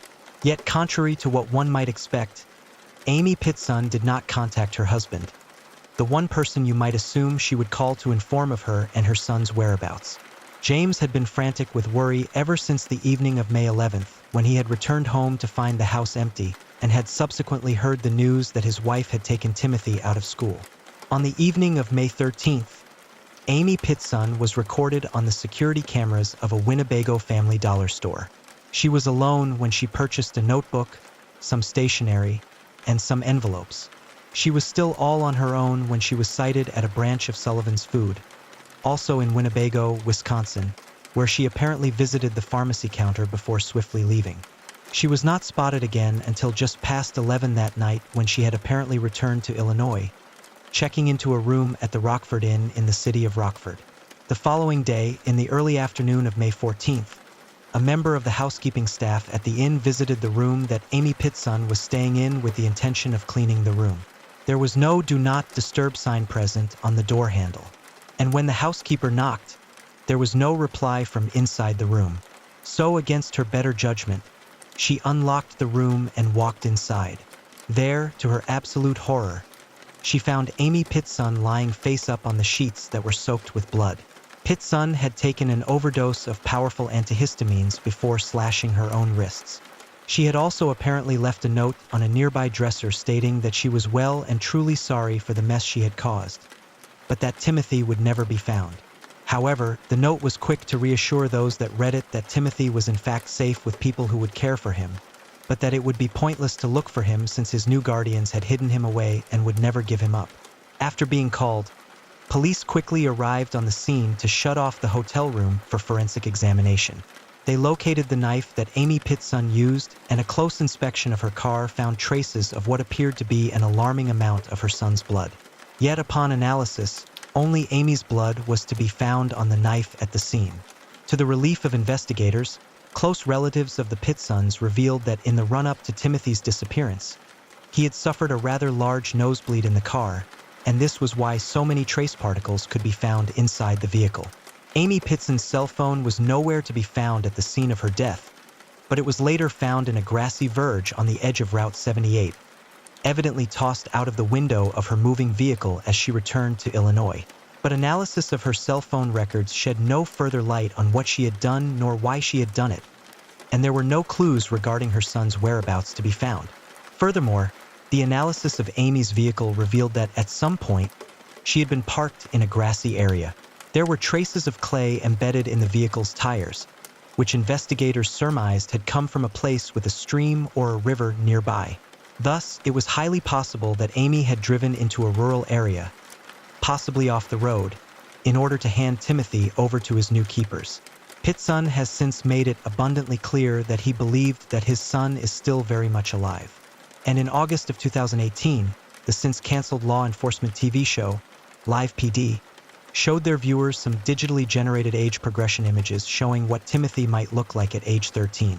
The guest on that episode of the show was Angeline Hartman of the National Center for Missing and Exploited Children, who urged members of the public to come forward with any and all information that might help police locate Timothy. But none of the calls that were made as a result came to anything at all. However, less than a year later, calls were made to police in northern Kentucky that brought a phenomenal amount of hope to those who wished for Timothy's return, but also revealed an unfathomable mystery and an unimaginable evil. On the April 3, 2019, citizens in the city of Newport called local police to inform them that a teenage boy was wandering in nearby streets, apparently in a daze after having run across a bridge on the Ohio River. Police soon located the young man, who was shaken, distraught, and exhausted, and who required a great deal of consoling before he could even bring himself to speak. Police asked the teenager for his name, and his reply shook them to their core. "Timothy," he stammered. "Timothy Pitson." The boy was rushed to Louisville, Kentucky's largest city, where he was interviewed by detectives regarding his apparent disappearance 8 years previously. He said he couldn't remember a thing, that the most he could recall was escaping a house in neighboring Ohio before running across the river bridge. But DNA tests would reveal something that was devastatingly disappointing to James Pitson, who was indescribably overjoyed at the sudden breakthrough in the case. The boy was not Timothy Pitson. The entire story surrounding Timothy Pitson's disappearance turned out to be an elaborate lie, fabricated by 23-year-old Brian Michael Renee. Renee had been released from Belmont Correctional Institution in Ohio less than a month before making his false claims. He had served just 14 months on burglary and vandalism charges related to incidents in Medina County. Aurora Police Sergeant Bill Rowley later released a statement expressing disappointment, saying, "Although we are disappointed that this turned out to be a hoax, we remain diligent in our search for Timothy as our missing persons case remains unsolved." It's hard to comprehend what could have driven Renee to create such a cruel and malicious lie. It's possible that Renee, during his time in prison, had seen an episode of Live PD or heard about Timothy's case and decided to make a false confession, driven by bitterness or a desire to strike out at a world he held in contempt. Regardless of his motives, Timothy Pitson remains missing to this day, with no sightings of the boy since the day he disappeared with his mother. Despite the extensive investigation, no bodies have been found, and there hasn't even been a drop of blood that couldn't be easily explained. This leaves open the possibility that Timothy is still somewhere in the United States, waiting to be found. The mystery of his disappearance continues, unresolved, and remains a heartbreaking tragedy for his family and for all who followed his case.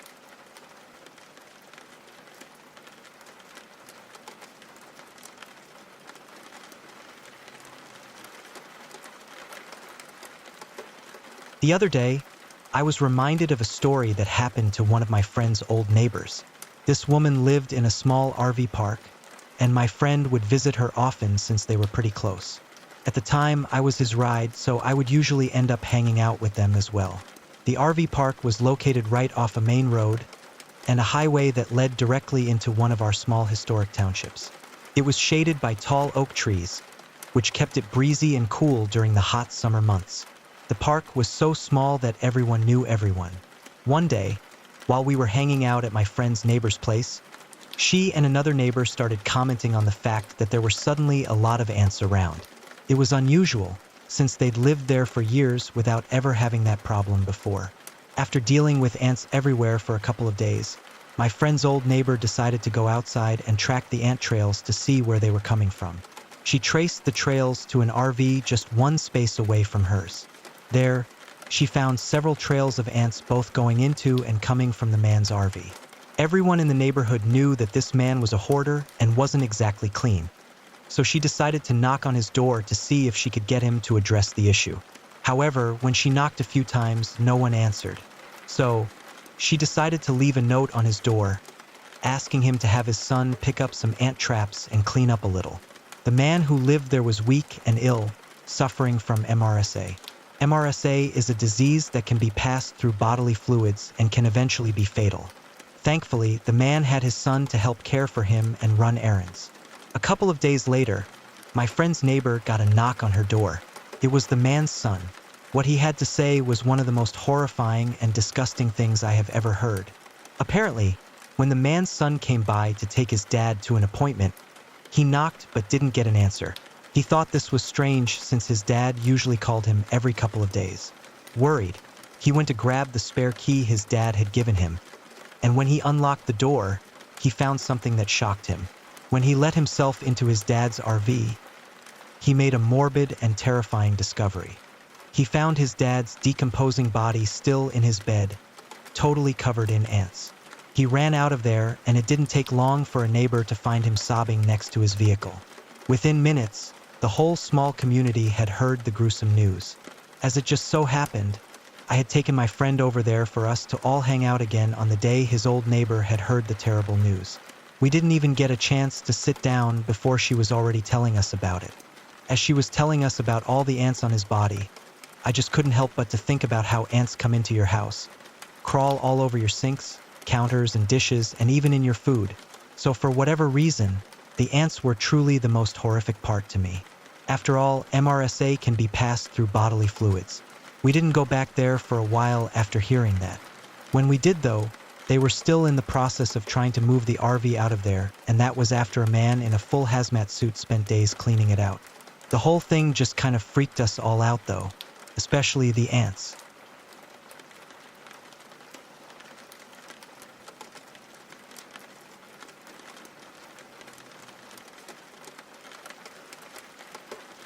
I've been working at an independent hotel for just over 4 years now. We're the highest rated hotel in our city, and we're proud of it. I mainly work in housekeeping, but have also spent some time at the front desk. I love my job and always tell people how great my bosses are. As a housekeeper, I've definitely seen some things. I once had to clean a room where someone had snuck in a dog, a kitten, and even a chicken. We don't allow pets, so that was a surprise. Another time, I cleaned a stay-over room that had tripods set up around the bed, professional camera equipment cases, an adult-sized pacifier, and XL-sized children's diapers. The 2 guests in that room were in their early 20s. There was also a time we had to call the police for a raid because we found drugs and weapons in one of the rooms. They found a lot. But today, I experienced something that actually made me feel scared to be in a guest's room. I was working on a room that had already been vacated when a man from the room next door caught me at my supply cart. He was going to be staying for several days and told me, "You can go ahead and clean my room now. I'm heading down for breakfast." Perfect. I love getting my stayovers done early. It makes things easier for the laundry staff when we can get the dirty laundry to them sooner. So I popped into his room, propped the door open with a stopper like we always do, and started my cleaning. The first thing I noticed was that he had about 20 prescription bottles lined up on one of the beds, along with insulin and needles. I'll admit it, I'm nosy, and I wanted to see what he was on. What struck me as odd was that there were only 2 types of medication in all those bottles. About 2/3 of them were for diabetes and the rest were for cholesterol. It seemed strange that he had so many bottles of the same medications, but I didn't think much of it at the time. I went to make the bed and saw that some of the bedding was stained, so I sighed, knowing I'd have to change everything instead of just turning down the sheets. I left the room, closed the door behind me to grab the linens I needed, and went right back in. I propped the door open again and was about to set the clean linens on the desk chair when I noticed something out of the corner of my eye. 2 notes sitting on top of the TV armoire. It wouldn't have meant anything except for the word kill that was scrawled on one of the notes. I dropped the linens in shock and took a closer look. What I read on the first note made my blood run cold. You don't have to forgive her. You just can't kill her. You are here to take money and alcohol away from you. Get over having to kill her and you can safely leave. My heart was pounding. My eyes went to the second note, which had just looked like a to-do list at first glance, but in the end made my stomach churn. Spray and wash. Apply for Medicare. Insubordination. The soul is healed by being with children. Bank card follow-up. Inheritance. Savings. Kauai Pop 10, 500 Map Montana. There will be a day of reckoning. Did you tell Mom what I said? How did Bev get my address? It was too much. I quickly snapped pictures of them on my phone so I could show my boss why I would not clean his room. I left the room quickly, closing it up behind me. As the door closes, I turn and I see the man just 10 feet away from me coming back to his room. My heart is in my throat, but I manage a smile and tell him, I need more supplies. I'll be back to your room in a bit. I take off straight for the elevator, having noticed our maintenance man waiting for the slow transport. In a hushed tone, I tell him what I found and he sees I'm shaken. Not a normal state for me. He rides down with me, and I go straight to my boss and tell her that for the first time in all these years, I am not comfortable being in a guest room. I show her the pictures and her face is still and pale. She goes to the front desk and asks our general manager for a minute of her time and brings her into the office to show her. She agreed this was not a safe situation and took our maintenance man with her to go inform the man that he had 1 hour to get his belongings and leave the hotel, and he was not welcome back. I spent a few minutes in the laundry room trying to calm down. Then my boss went back up with me to the floor until the man was officially out of the hotel.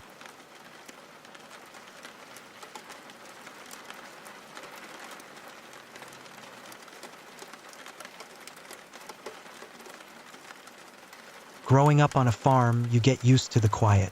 The kind where you can hear the wind brushing through the crops, the distant hum of a tractor, or the soft cluck of chickens in the background.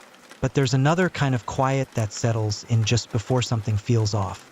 It's a heavy silence, too thick, too still, as if the land itself is holding its breath. That's the kind of quiet I felt the night something strange appeared in our cornfield. It was late October, and the harvest was nearly finished. My dad had already brought in most of the corn, leaving only a few rows standing on the far end of the property. It was late, the day had been long, but I liked to take a walk around the fields before bed, just to clear my mind and listen to the night. That evening, the air was crisp, the sky clear, and the full moon bathed the fields in a soft glow. It was the perfect night for a quiet stroll. But as soon as I stepped off the porch, I sensed something wasn't right. The usual farm sounds, the crickets, the distant hoot of an owl were gone. It was eerily silent. The hairs on the back of my neck stood up, but I shrugged it off. Maybe it was just the change in weather. After all, autumn nights can be unpredictable. I started walking down the gravel path that ran through the fields, my boots crunching with each step. The corn stalks towered over me on both sides, their dry leaves rustling gently in the breeze. The moonlight stretched long shadows, making the corn look like dark, swaying figures in the night. As I walked, I noticed something odd. The animals, the cows in the pasture, the chickens in the coop were acting strangely. The cows were pacing, snorting and huffing, and the chickens were huddled together, tense and alert. It was like they sensed something I couldn't. Then I heard it, a soft rustling sound coming from the cornfield. At first, it was barely noticeable, just the wind, but it grew louder the closer I got to the field's edge. I stopped, squinting into the darkness, trying to see what could be making the noise.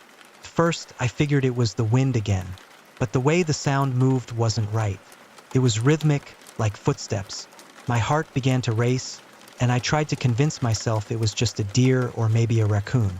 We'd had wildlife issues before, so it wasn't unusual, but this sound was different. It was too steady, too deliberate. It wasn't just wandering around, it was walking. Curiosity got the best of me, and I stepped into the cornfield, pushing through the tall stalks as quietly as I could.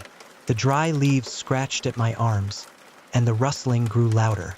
I strained my ears, trying to pinpoint where it was coming from, but it seemed to move, like it was circling me, just out of sight. That's when I saw it. At first, it was just a shadow, barely visible in the moonlight. A tall, slender figure, moving through the rows of corn, just ahead of me. I froze, my breath catching in my throat as I tried to make sense of what I was seeing. It wasn't a person, at least not any person I'd ever seen. It was too tall, its limbs too long, and the way it moved, almost gliding between the stalks, was unnatural. I stood there, rooted to the spot, watching as it disappeared deeper into the field.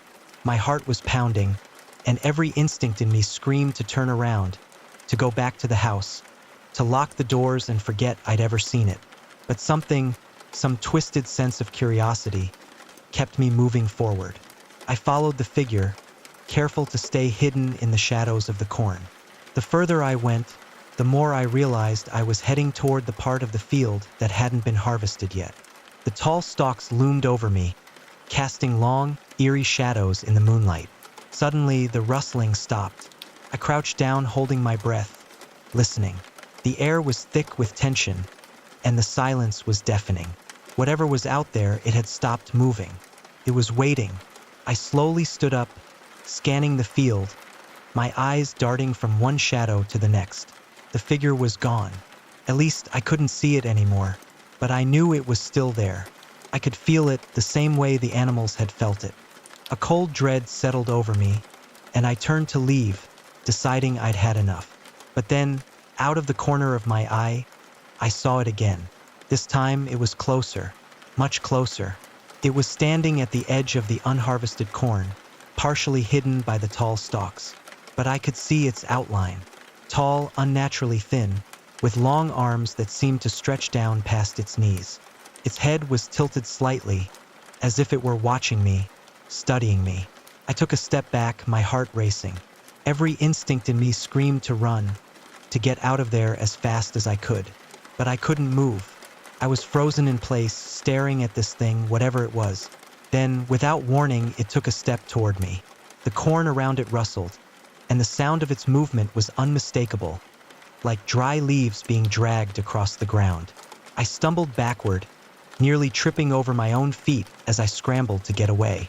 I ran, crashing through the corn, not caring about the noise I was making. I didn't stop until I reached the edge of the field, panting and out of breath. I turned around, half expecting to see the figure standing right behind me, but the field was empty. The only sound was the wind rustling through the corn. I didn't waste any time. I sprinted back to the house, my heart pounding in my chest, my mind racing with questions I didn't want to answer. I slammed the door behind me, locking it, and leaned against it, trying to catch my breath. The rest of the night, I couldn't sleep. The image of that figure lingered in my mind, haunting me. I kept replaying how it moved, how it seemed to follow me, silently observing from the shadows. The next morning, I returned to the field. I wasn't sure what I expected to find.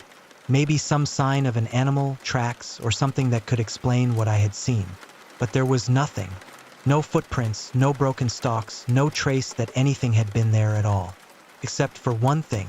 In the center of the field, right where I had seen the figure standing, there was a single, deep impression in the dirt. It wasn't exactly a footprint, but it was large, roughly foot-shaped, with long, claw-like indentations at the front. I stood there, staring at it, my mind racing.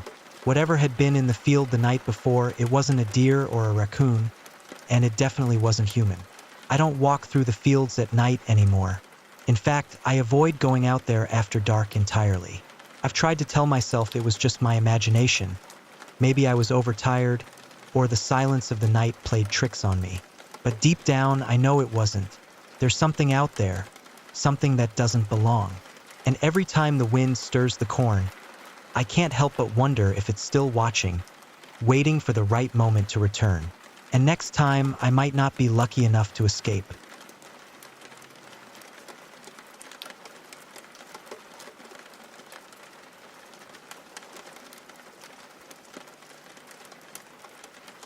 This took place during my early teenage years in the late 80s.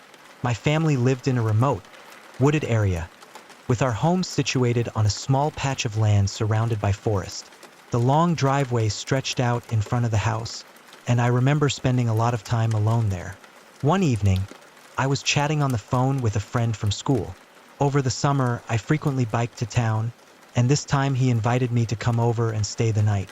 The trip was about 20 miles of empty country roads, but the journey was always an adventure, and I rarely turned down an opportunity to visit a friend. So, I agreed, planning to call my mom at work first, then start my ride. But things took an eerie turn. After I hung up the phone and started getting ready, I went to dial my mom again, only to find the line was dead. It was a shock, considering we had a reliable rotary phone that never gave us trouble. But for some reason, my mind instantly went to a small, round junction box at the back of the house. It was a simple rubber-covered unit that housed the connection between our home's phone line and the pole outside. The wires were twisted together, exposed, and vulnerable. I couldn't understand why that thought crossed my mind. Why would I jump to conclusions about what had caused the phone to go dead? But a sense of unease washed over me, one that didn't seem to have any rational explanation. Despite my attempts to brush it off as an overactive imagination, the feeling of something being wrong was overwhelming. To calm myself, I decided to act as though I were in actual danger, but also convinced myself it was probably nothing. Still, the dread lingered. I finished getting dressed, strapping a large, cheap Rambo-style knife to my hip, complete with a compass in the handle. It wasn't much, but I felt a bit more secure with it. I moved cautiously, planning my exit. I remember the details clearly. I would slip out the front door, close it quietly behind me, and lock it. Once outside, I would grab my bike from the porch, press the screen door open with my elbow, and then ride down the gravel driveway. The night was dark, but the house had bright lights in the front and back that cast large pools of light across the yard. With my plan set, I executed it carefully. However, as I reached for the screen door, my elbow slipped off the handle, causing the door to bang open. Within seconds, I was pedaling down the driveway. I turned my head to the left, the sound of the rushing air filling my ears, and stopped pedaling as I focused on the rear of the house. I can't explain why, but I had this intense, gut-wrenching feeling that someone was approaching. It lasted only a moment, but I couldn't shake the instinct, even though I doubted myself. Then, in the final instant, I saw him. A man, dressed in dark clothes and wearing a ski mask, sprinted from the illuminated yard behind the house and vanished into the shadows along the side. He headed toward the front, where I had been just moments earlier. I was dressed in all black, nearly invisible in the night, but instead of charging toward me, he went straight for the porch where the noise I made had come from. Without thinking, I turned my focus back forward and pushed harder on the pedals. The driveway was barely visible, but I had ridden it so many times in the dark that I could still make out the large stone gatepost at the edge of the dirt road. I almost lost control around the corner, but quickly steadied myself and sped away. I didn't stop until I reached the intersection with a paved road about a mile down. My heart was pounding, and sweat dripped down my forehead. I paused for a moment to catch my breath, trying to process what had just happened. My mind was racing because I knew exactly what I had seen, but at least I was out of immediate danger. All I could do was continue my ride. My neighbors were Amish, so they didn't have a phone, and I wouldn't have known what to say anyway. When I finally made it to my friend's house much later, I shared what had happened and called my mom. She listened but didn't question me, although I could tell she wasn't sure how to react. She wouldn't be home until morning, and all she said was to be careful. That was the end of the conversation. I had occasionally heard laughter from the edge of the woods or noticed things moved around the yard, but no one else seemed to experience anything strange. I figured it was just some Amish kids messing around. But now, thinking back, I doubted those kids would know how to disconnect a phone line. Whatever happened that night, and whatever caused those unsettling events, I can't shake the feeling that something far more sinister was at play.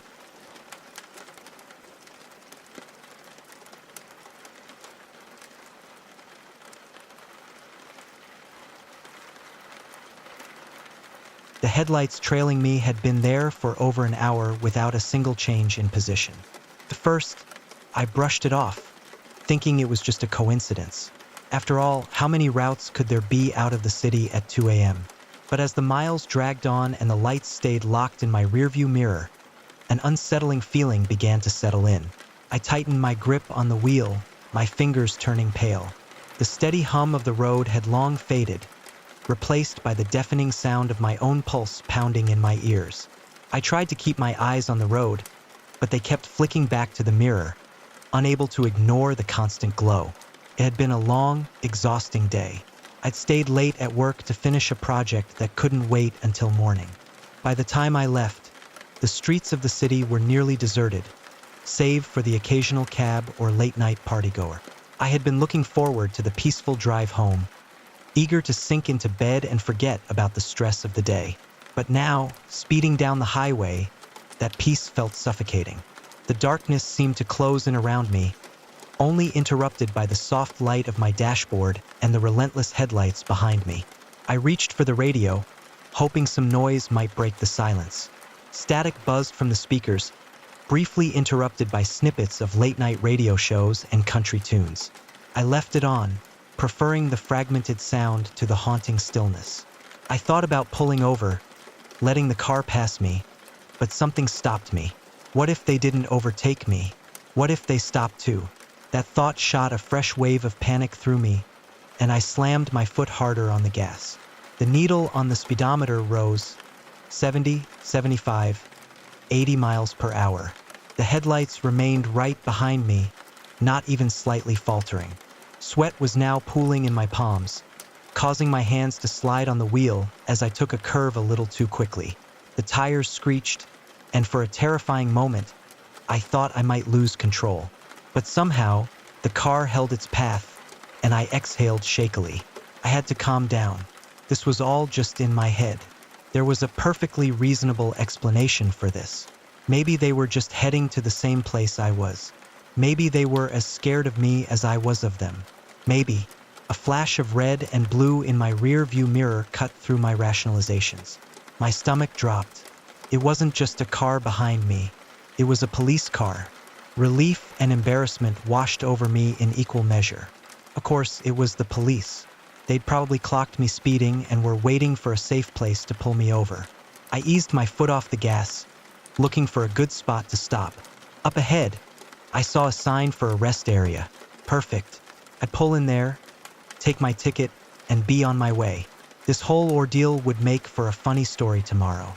The rest area was deserted when I pulled in. My tires crunching on the gravel.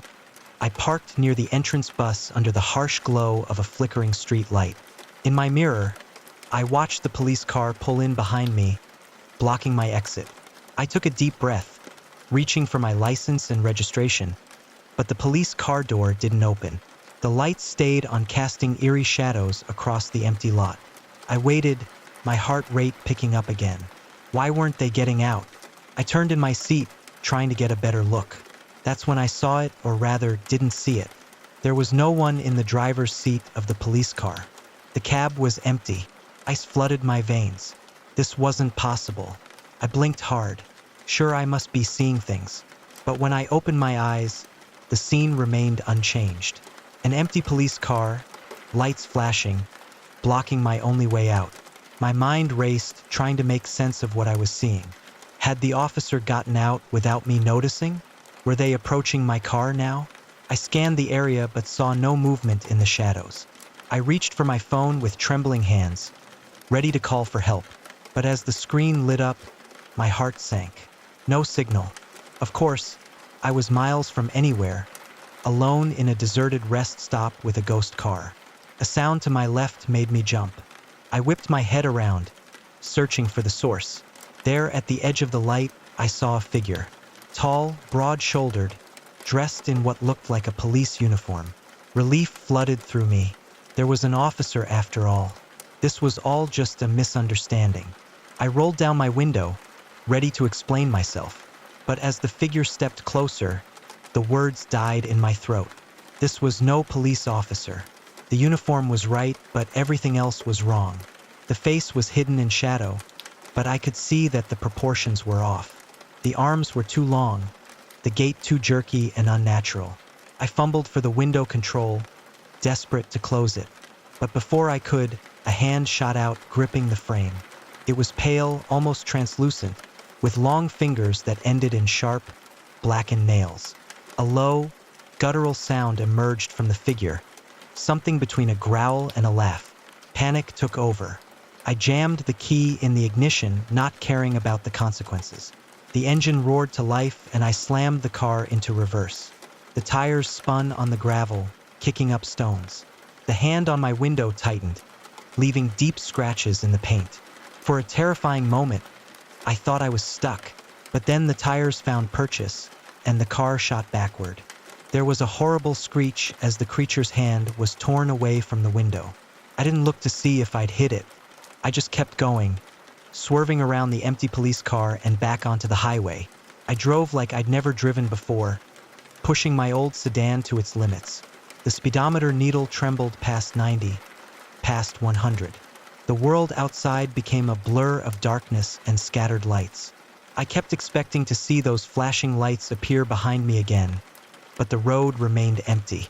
It wasn't until I saw the familiar skyline of the city that I finally began to slow down. My hands were shaking so badly I could barely keep the wheel straight. Sweat had soaked through my shirt, leaving me chilled in the night air. I pulled into the first 24-hour gas station I saw, parking under the bright fluorescent lights. For a long time, I just sat there, engine idling, trying to process what had happened. Had it been real, or had I dozed off at the wheel, conjuring up a nightmare from my overtired mind? Slowly, I got out of the car.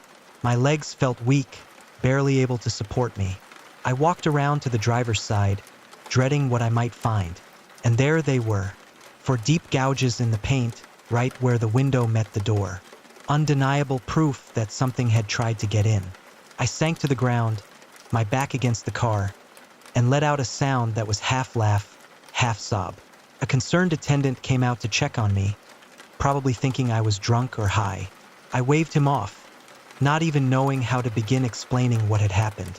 When I finally felt steady enough to drive again, I headed straight home. I double-checked every lock, closed every curtain, and huddled under my blankets like a child afraid of the dark. Sleep was impossible. Every time I tried to close my eyes, that pale hand would reach out for me. As the first light of dawn began to creep through my blinds, I made up my mind.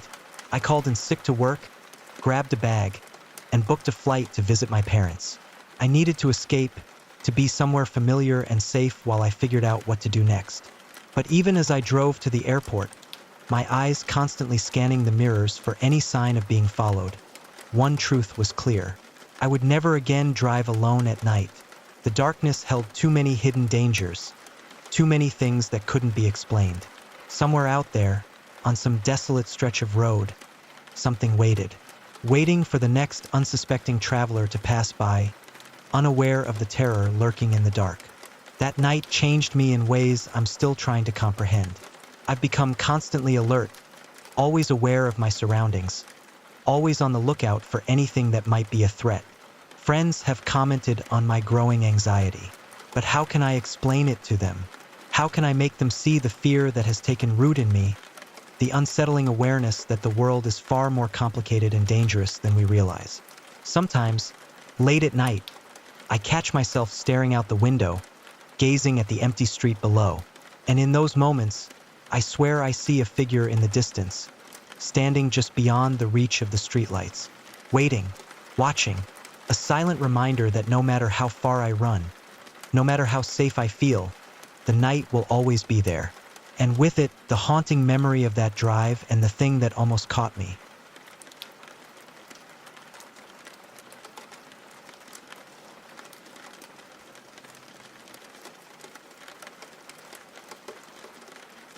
This night is one that still haunts me, and I often wonder what might have happened if I hadn't done what I did. It was during the fall season. I mention this because it was early evening, and the night had already grown quite dark. The temperature was chilly enough that we had all the windows and doors shut tight. My parents had gone out to a dinner party, which was a regular thing for them. They had lots of friends and were always being invited to events. It wasn't unusual for me to be left alone at home, and I actually enjoyed it. The quiet, the freedom to do whatever I wanted, and the ability to eat whenever and whatever I felt like. The evening began like any other.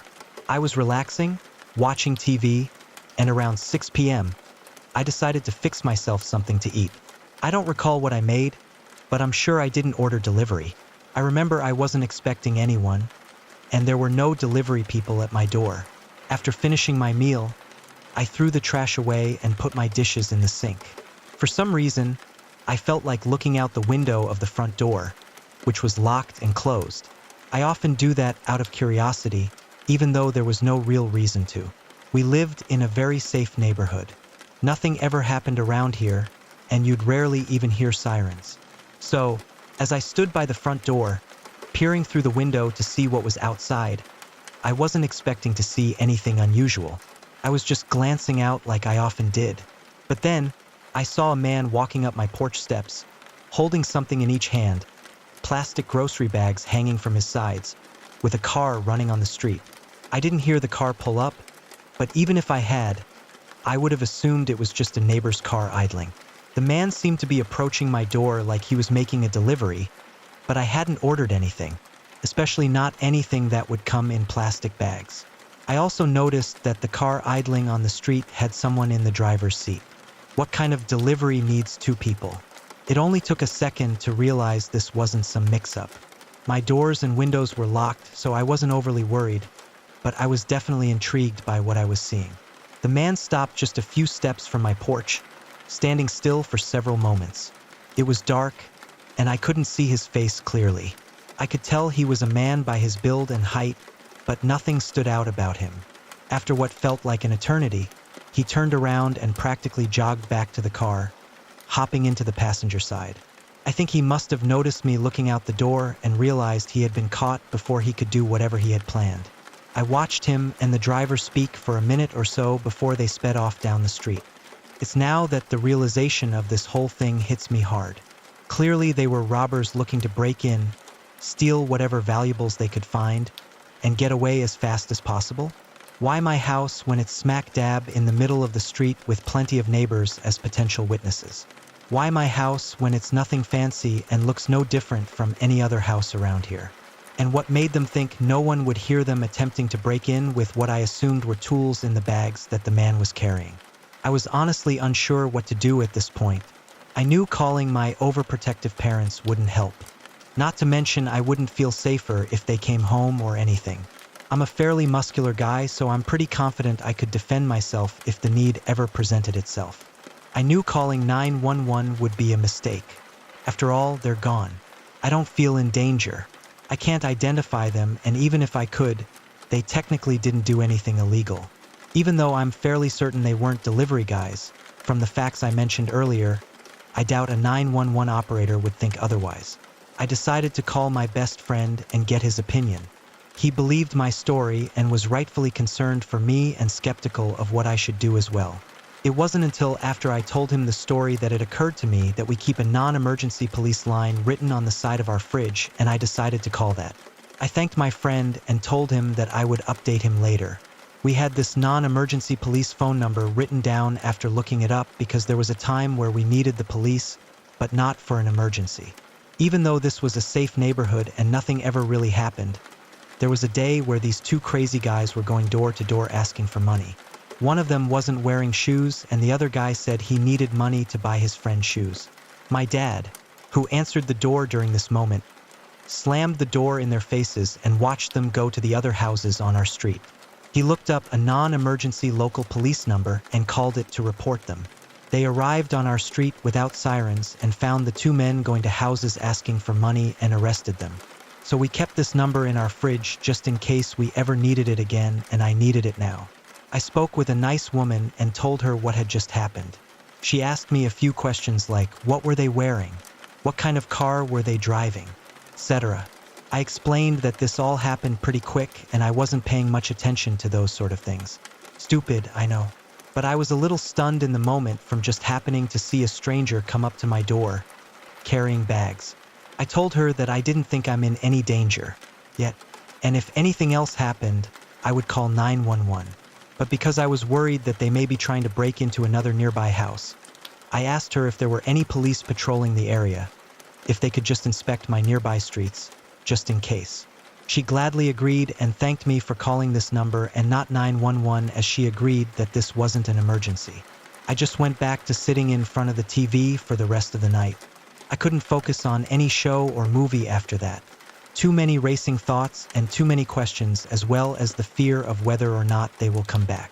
My parents eventually came home and I told them the whole story. They were shocked and worried now too, but commended me for how I handled this. My dad agreed with my theory that the two men were watching houses, looking for ones they presumed were empty, and decided on ours since there was no car in the driveway and no one had exited it in several hours. But when the man walking up to our door saw my face looking out the door window, he panicked and decided to bail. I'd be lying if I told you there was tapping on our windows that night after we went to sleep. Nope, that was it. No further suspicious activities. No follow-up call from the police. Nothing. Nothing like this ever happened again, and it never made me feel uncomfortable to be alone ever again. But I often wonder what would have happened if I didn't decide to look out my door when I did. Would I have had to fight off robbers? Did they have weapons just in case? I guess I'll never know.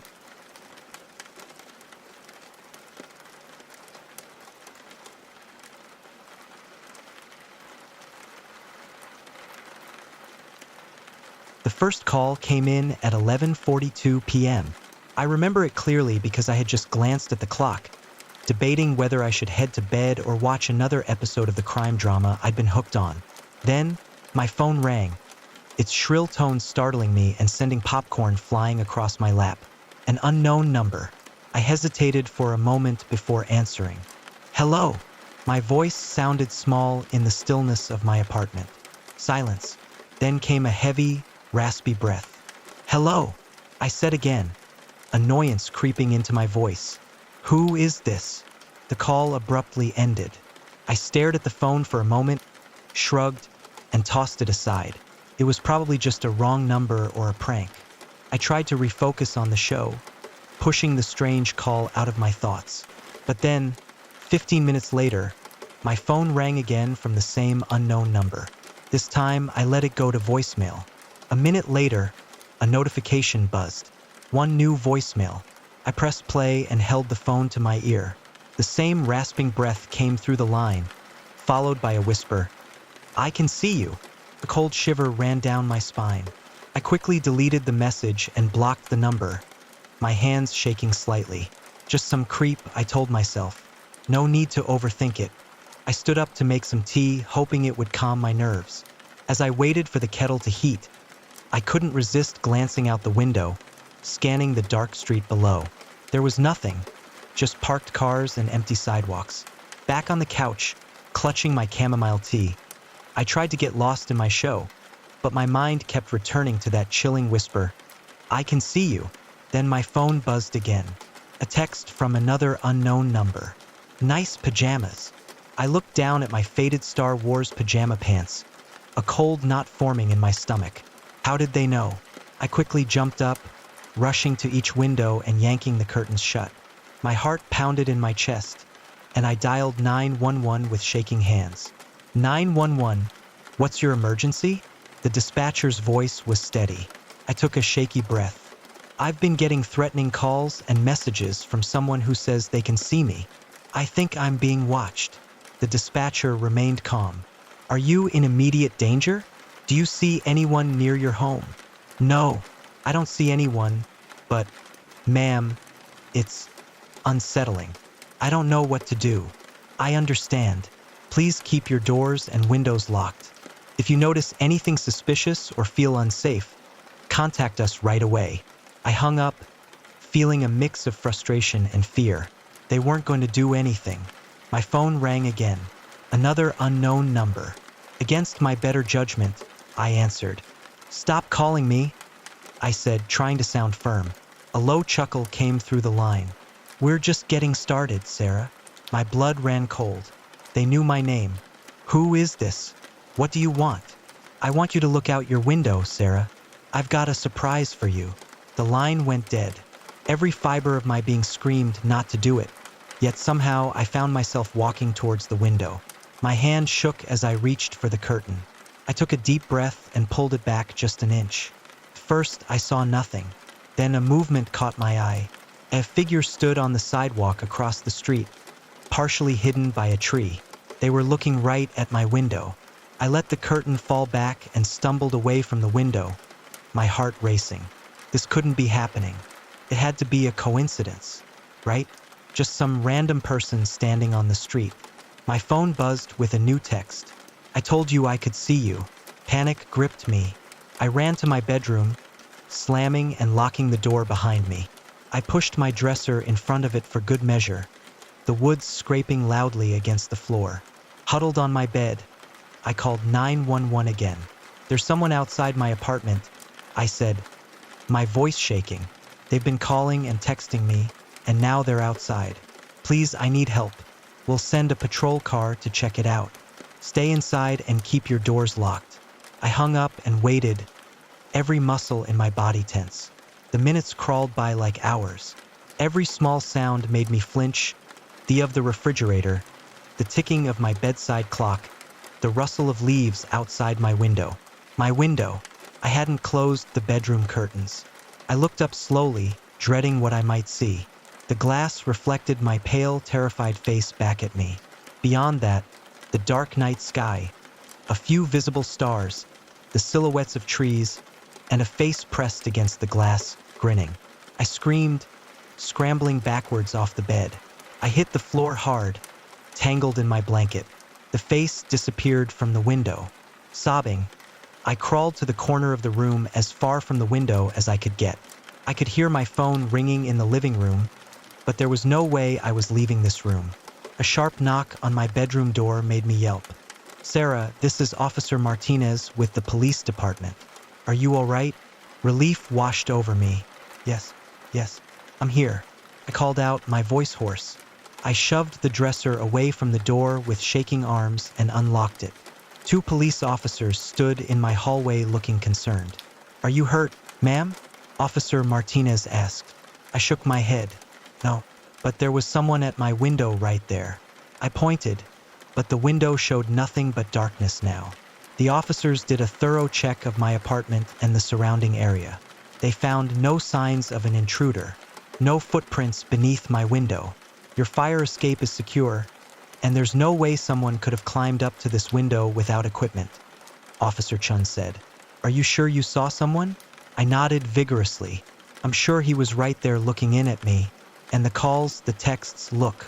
I showed them my phone, but the messages from the unknown numbers were gone. Deleted somehow. The officers exchanged a look I couldn't quite read. "Miss Carter, is there someone who could stay with you tonight? A friend or family member?" Officer Martinez asked gently. I shook my head. "My family's out of state, and my friends all live across town." "All right, we'll have a car patrol the area for the rest of the night. Try to get some rest, and don't hesitate to call if anything else happens." After they left, I double-checked every lock, every window. I turned on all the lights and played loud music to drown out any sounds that might freak me out. There was no way I was sleeping tonight.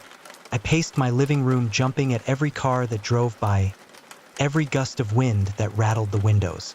My phone remained silent. As the first light of dawn began to creep through the curtains, I finally started to relax. I'd made it through the night.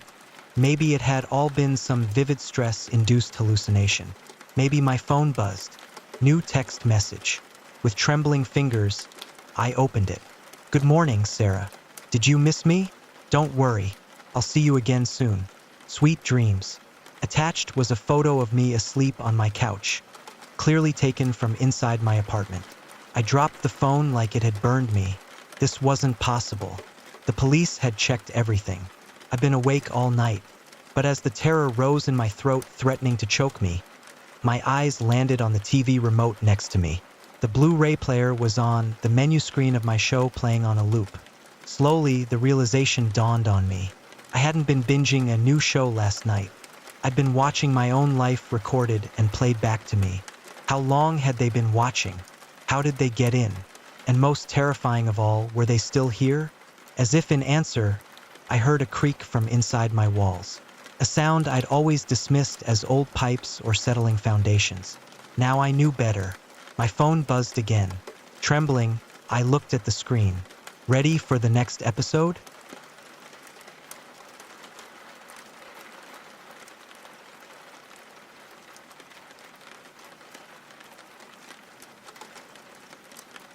For some context, I'm from Germany, where the legal drinking age is 16 for beer and wine, and 18 for liquor.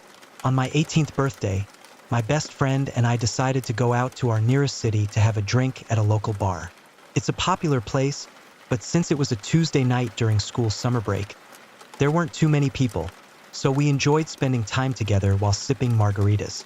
Suddenly, the waitress, who I actually knew a bit, because she had graduated from the same school I went to, came over and told us that two men wanted to buy us a drink. She pointed to a table across the outdoor section. It was around 10 p.m., and even though it was midsummer, it was getting dark, so we couldn't really make out what the guys looked like at first. We figured, why not? So we went over to thank them. As we got closer, I realized one was a younger guy in his early to mid-20s named Max, and the other was a middle-aged man who was already visibly drunk. The younger guy, whom we'll call Tom, invited us to sit down, and since he seemed friendly and just wanted to chat, we agreed. As we talked and got to know each other, I noticed the older man staring at me, almost unblinkingly. I looked over at him, and that's when he said, "How old are you? You're so beautiful. Do you even know how beautiful you are?" I awkwardly laughed it off and told him I had just turned 18, thanking him for the compliment, as I could tell he was clearly drunk. I quickly tried to change the subject. As we were talking about life in general, Tom mentioned that the older guy was his neighbor going through a divorce, and they were out that night to distract him. It seemed sweet that Tom was trying to help him during a tough time. Then Tom added that his neighbor was an architect, and I tried to steer the conversation that way, hoping to shift the focus to something more appropriate. At this point, the older guy had been interrupting us repeatedly to say things like how sexy and special he thought I was. The conversation quickly took a darker turn. The older guy started talking about how he felt like he had lost all sense of purpose in life and even mentioned wanting to end it all. I also struggle with a lot of depression since I was a child, so I wasn't super freaked out. I was more like feeling sad for the guy and tried to calm him a little bit, while texting my best friend that was just seated next to me on how we can maybe get out of that situation. But then he said, "I can't. I just want to end it. I have a knife on me right now. I'm gonna do it right now." Threatening his life, kind of begging us to tell him a reason not to end his own life right in front of us. Tom, at this point, just started to apologize to calm him down. Didn't really work. I mean, I felt sad for the guy, but we had just met him maybe 1.5 hours ago. And you never know what an intoxicated man that claims he has nothing to lose, that also carries a knife on him, is capable of. Me and my best friend, being scared now, come up with a plan over text to fake a call from some male friend of ours that we wanted to meet up. So she changed his name in her phone quickly to a guy's name, and I called her while hiding my phone in my pocket of my vest. And let me tell you, this chick performed the most realistic phone call I had ever witnessed. So good actually that for a moment. I was like, wait, is she really calling me? Or did she find a friend to call? At that point, the man is just begging us not to go, making us even more uncomfortable, but we just apologized ourselves. And as we were about to leave, Tom asked me for my number. I wanted to leave quickly, so I gave him my number, which he called immediately to make sure it was legit, of course, but blocked him right after he texted me. "If you ever read this, Tom, I'm sorry. You really seem like a sweet dude, but this night was just not it. Chief." Me and my best friend still kind of joke about it till this day, how quickly from 0 to a 100 it went that night, and how we were definitely not prepared for this. Nothing happened to us that night, but it was frightening nonetheless. Stay safe, ladies and gentlemen, because even though nothing happened to us in particular, you never know what people are capable of.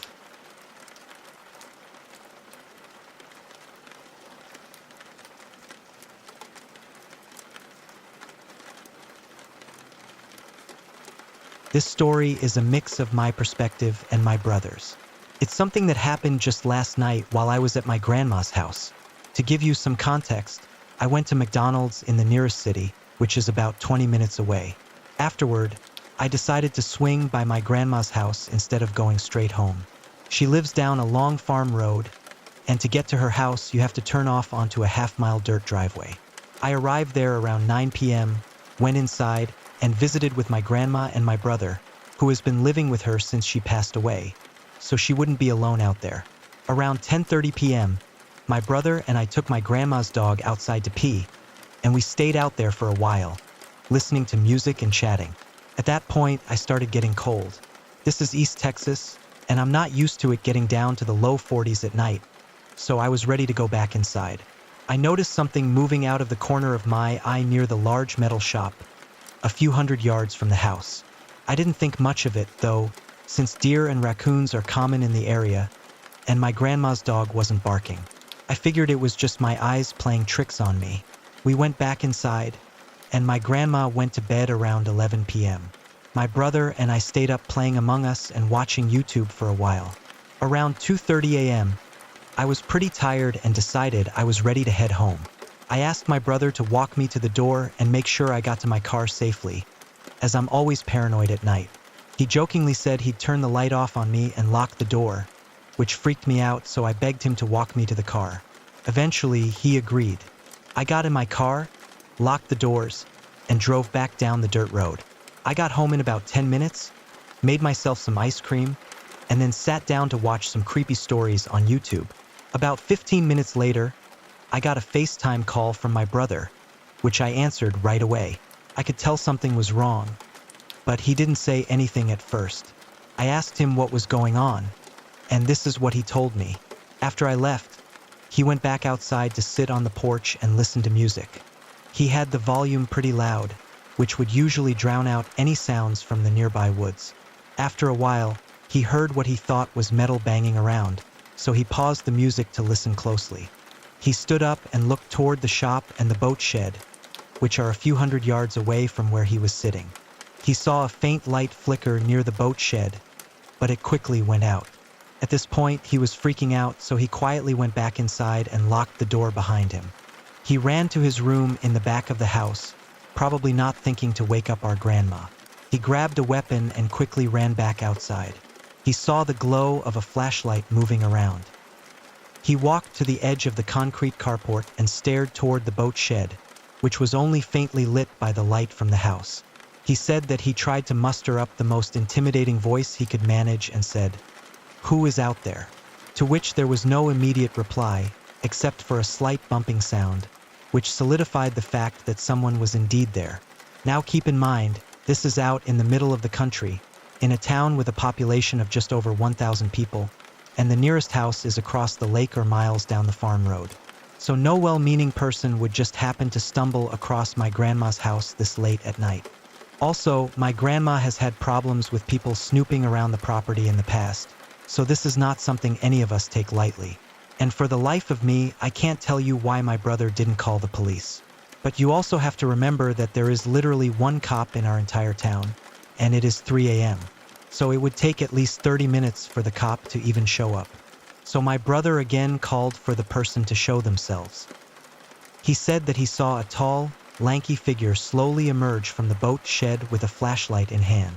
Although my brother couldn't see any distinct features about the person, he could definitely tell that it was an older man and that it was no one that we knew.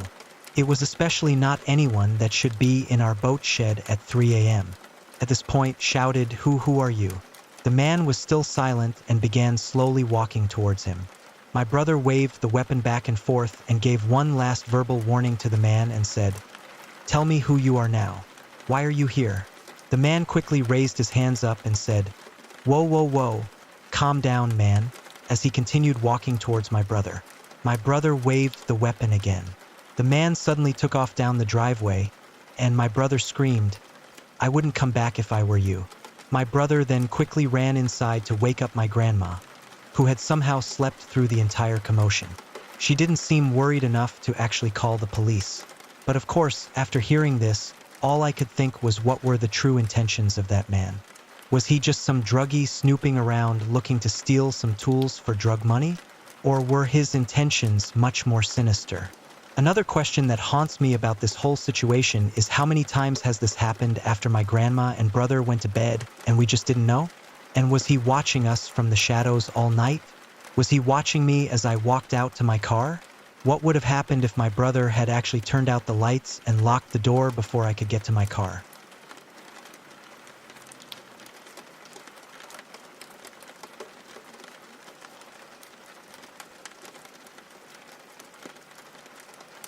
When I was a kid, my parents would let me stay up late on weekends to watch TV until I eventually drifted off to sleep. I loved these nights and often stayed up later than anyone else just because I could. One evening, I was nearly asleep on the couch when I heard a noise coming from the front porch. It was the sound of our old-fashioned porch swing gently rocking back and forth. A little frightened, I tiptoed to the bay windows in the living room and peered outside. On the swing sat an older woman, probably in her 50s, wearing just a nightgown. She was covered in blood and holding a large kitchen knife. I freaked out and ran screaming to my parents' bedroom, but I was so terrified that I couldn't even speak. My parents saw how upset I was, but when I finally managed to tell them what I'd seen, my dad became really angry. He insisted it was just a dream and told me to go back to bed. I refused and kept crying and screaming, desperate for him to believe me. Eventually, he snapped, grabbed my arm, and dragged me toward the front door to prove there was nothing there. I kicked and screamed the whole way, trying to make him stop, but he just kept pulling me. When we finally reached the door, he unlocked it, swung it open, and said, "See, there's nothing here."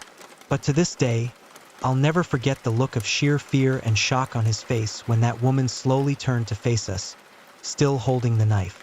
She stood up, and my dad immediately slammed the door shut, telling my mom to call the police while we grabbed his gun. He returned to the door, 12-gauge shotgun in hand, and cracked it open just enough to point the barrel outside. He asked the woman what she was doing, and she replied, "Somebody killed my husband, but it wasn't me." My dad told her the police were on their way, and she completely lost it. She grabbed the knife and slowly walked away. The police found her about 15 minutes later, trying to break into one of our neighbors' houses. Since then, I've never slept in the living room again.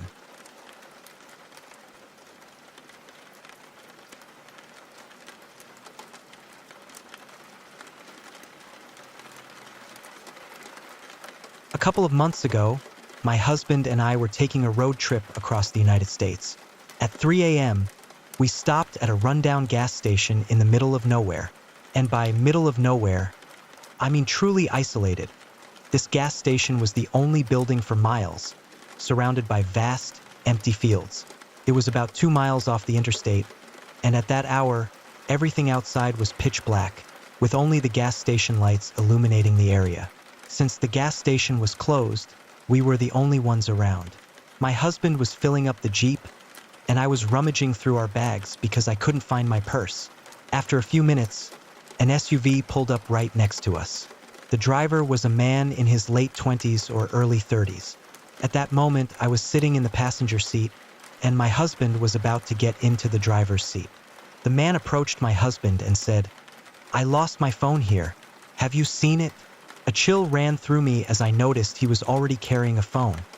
A flip phone clipped to his hip. My gut sank. I looked at his face. He seemed unremarkable at first, but there was something unsettling, something sinister about him. He then said, "I must have left it in that field over there." The field was pitch black. "Can you help me look for it?" My husband, being the kind of person who wants to help, pulled out his iPhone and turned on his flashlight. I could tell he was about to follow the man into the darkness. Without thinking, I pulled out my phone and quickly texted him, "Leave." My husband immediately saw the text and turned around to look at me. I must have looked terrified because he quickly ran back to the car, jumped in, and we sped off. As we drove away, I glanced back and saw the man getting into his SUV. We drove for about 20 miles before stopping at a rest area along the interstate, where we tried to sleep. After a short while, my husband woke me up and told me to look out the passenger side window. The man had parked right next to us. The rest stop had plenty of empty spaces, yet he still parked next to us. What made it even stranger was that we had parked at the far end, and the spot next to us wasn't even a designated parking space. We had our seats down to sleep, so he probably didn't see us inside the Jeep. We watched him quietly as he got out of his car, looked over our vehicle, and then walked into the building, likely looking for us. As soon as he went inside, we snapped the seats back up, quickly started the engine, and took off. We drove for about 50 miles, finding a hotel about 6 miles north of the interstate. We never saw the man again.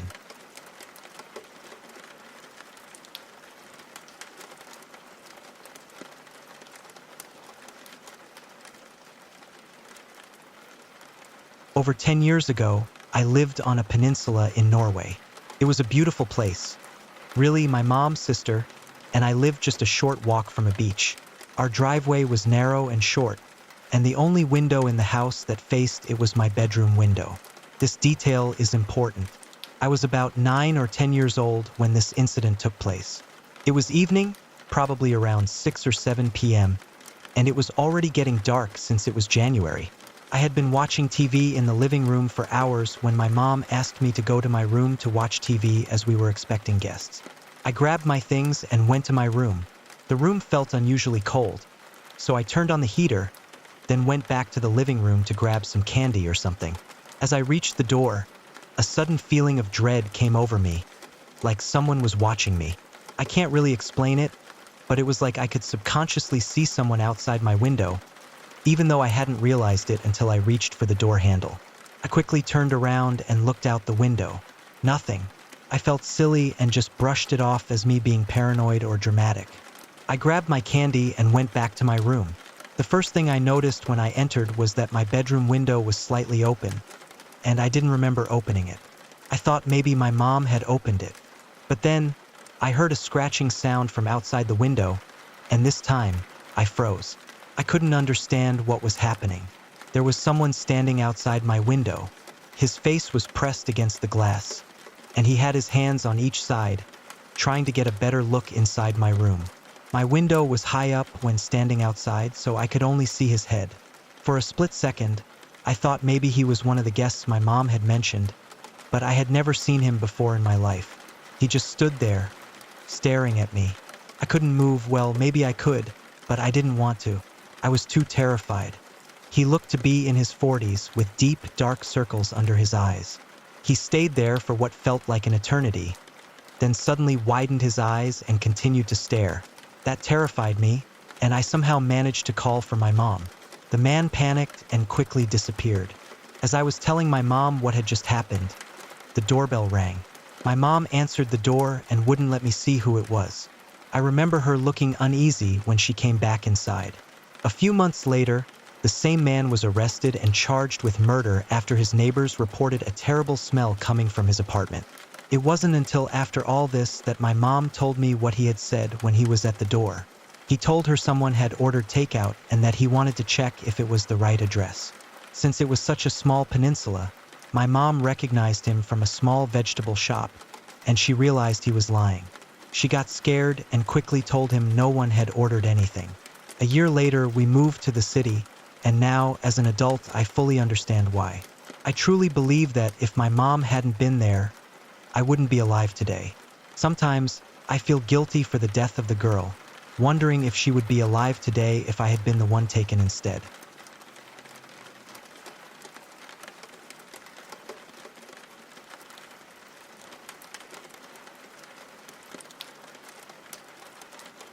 This story takes place in a pretty well-known suburban area of eastern Pennsylvania. I don't have much experience with dangerous people, even though my neighborhood, and the ones around it, often get a bad rap for being unsafe. I never really understood why we had such a bad reputation until the other night. I'm a 17-year-old living with my family in a one-story house. My bedroom has 3 windows, one right above my head, which usually shines a glare on my TV during the day. Lately, I've been so caught up with online school, work, and personal time that I haven't had much chance to relax. My sleep schedule has been completely wrecked, and I'm usually up until 4 or 5 a.m., only getting an hour or 2 of sleep before school. During this late night time, I like to crack open my window and listen to the cars passing by on the busy road behind my backyard. It's almost like a form of meditation for me. I hear the faint sound of a car in the distance, and then the sound grows louder until it passes, then fades away again. It's calming. But that night, as I lay there thinking about everything going on in my life, I heard something different. As a car finished passing by, I heard some light rustling. At first, I was confused because it was too late for it to be a squirrel or anything like that, and no one in my family was up to let the dog out. I brushed it off, making excuses in my head. But then the rustling happened again, louder this time. It wasn't a small animal. It was footsteps. I listened carefully as the footsteps slowly made their way through the night. As I focused, the footsteps got louder, and a sense of panic started to build up in me. My mind was racing, but then I heard a car. The sound of it gradually increased, passing by my house and fading into the night. I stayed still, hoping it would end there, but I didn't hear anything after. I waited a few minutes, trying to calm myself down, but the noise kept echoing in my head. Eventually, I decided to check outside. I sat up in bed and got on my knees to peek out the window. I didn't see anything. I almost laughed at myself for getting worked up over nothing. But then I was dead wrong. As I sit there, I see my gate, which connects the grassy side of the busy street to my backyard, was opened. Not wide, but about halfway. It was not windy, even though it tends to be in this area. I got up from bed, and as I turned around to head to my door, I froze. I was so scared in this moment. My thoughts were racing. I jolted my head back at the window, and with the light of my television aiding my vision, I saw an older man smiling in at me with a horrible look on his face. The man said, "Hey kid, I need to call a ride. I got lost. Can you let me in?" And just as he finished his sentence, I bolted out of my room yelling, "Dad!" I threw on my shoes and grabbed the biggest kitchen knife I could find, while my dad ran into the kitchen to find me. I told him what happened, and we both ran outside. We went to the backyard, and we did not see him. But I noticed the back gate was closed a little bit more than before. I told my dad, and we went over to the gate. And at this point, my other brothers joined us as well. We walked through and looked onto the large road, and we saw a man sitting under a street light about 70 yards down the road. He started waving, which made my dad angry, but we weren't going to chase him in the dark. Who knows if he had a weapon on him or not. That's the end though, at least I hope. I went out today with my dad to buy some curtains, just to help with my newfound anxiety. I hope I never see this man again, and I hope that was his first and last time visiting. All I know is I will not be opening my window at night for a long, long time.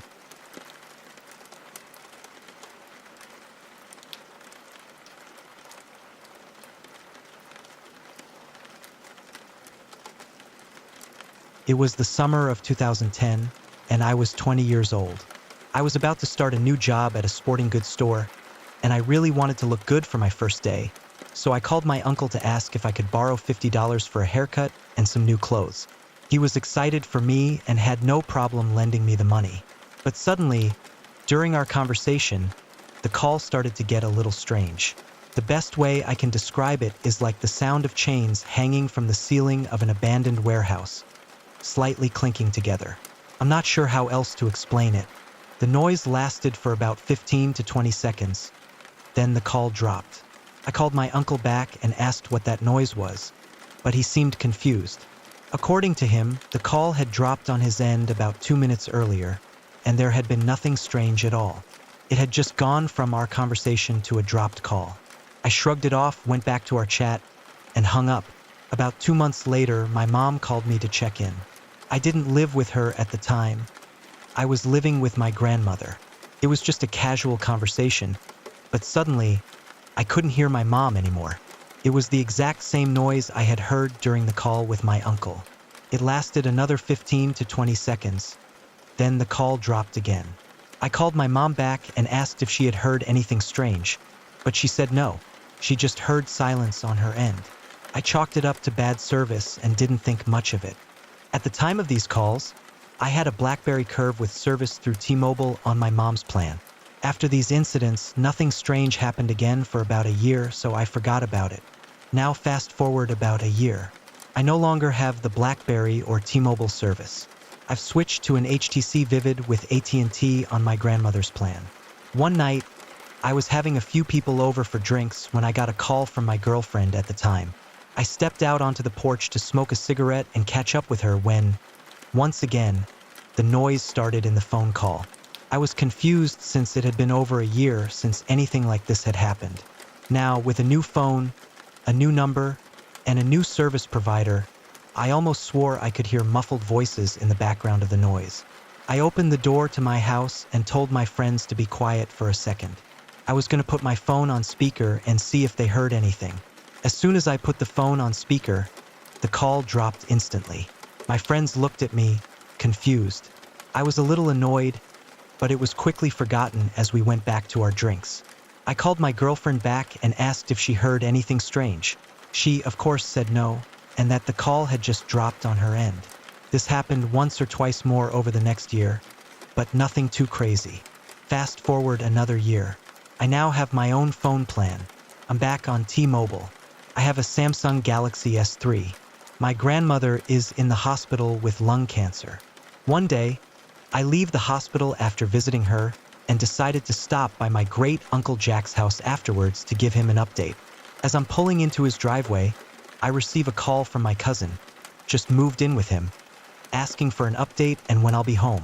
Out of nowhere, this noise once again transitions into the phone call. I'm confused now. Different phone numbers, 3 phones later, different services.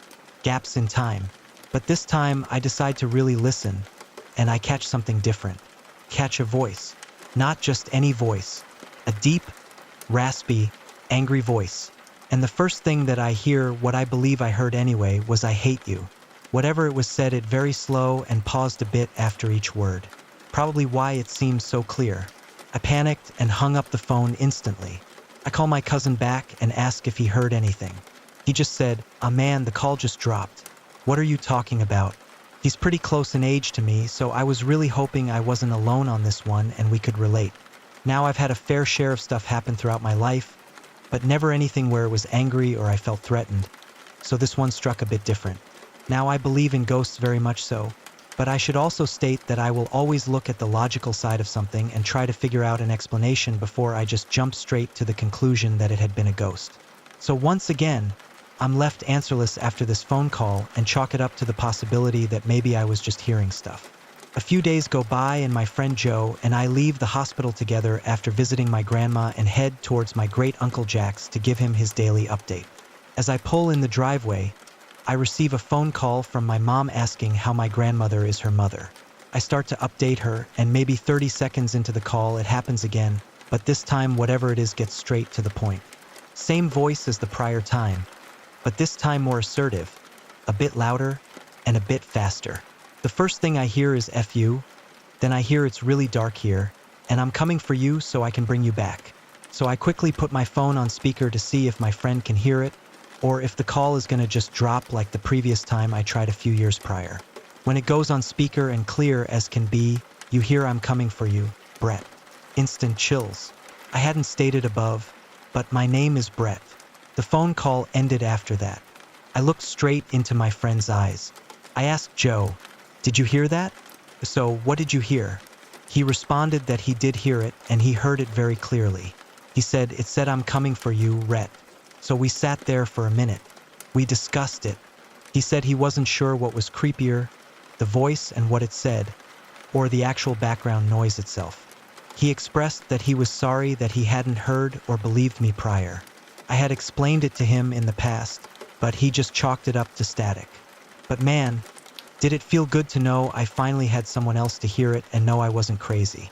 So after sitting there for a moment, I called my mom back and had to, of course, ask if she heard anything. She said no as always, just that the call had dropped and that was that. Some of those phone calls continued for a bit in the years to come, but not as frequent, and I always just hung up once I heard the strange noise start to transition into the call. Finally, it stopped in about 2015. Can't really say I was disappointed either, to be honest. It's now 2019. I've had Sprint since August. I have an iPhone XS and another new phone. It's been so long that I finally forgot about it until January, and that's when it happened again. I have no answers.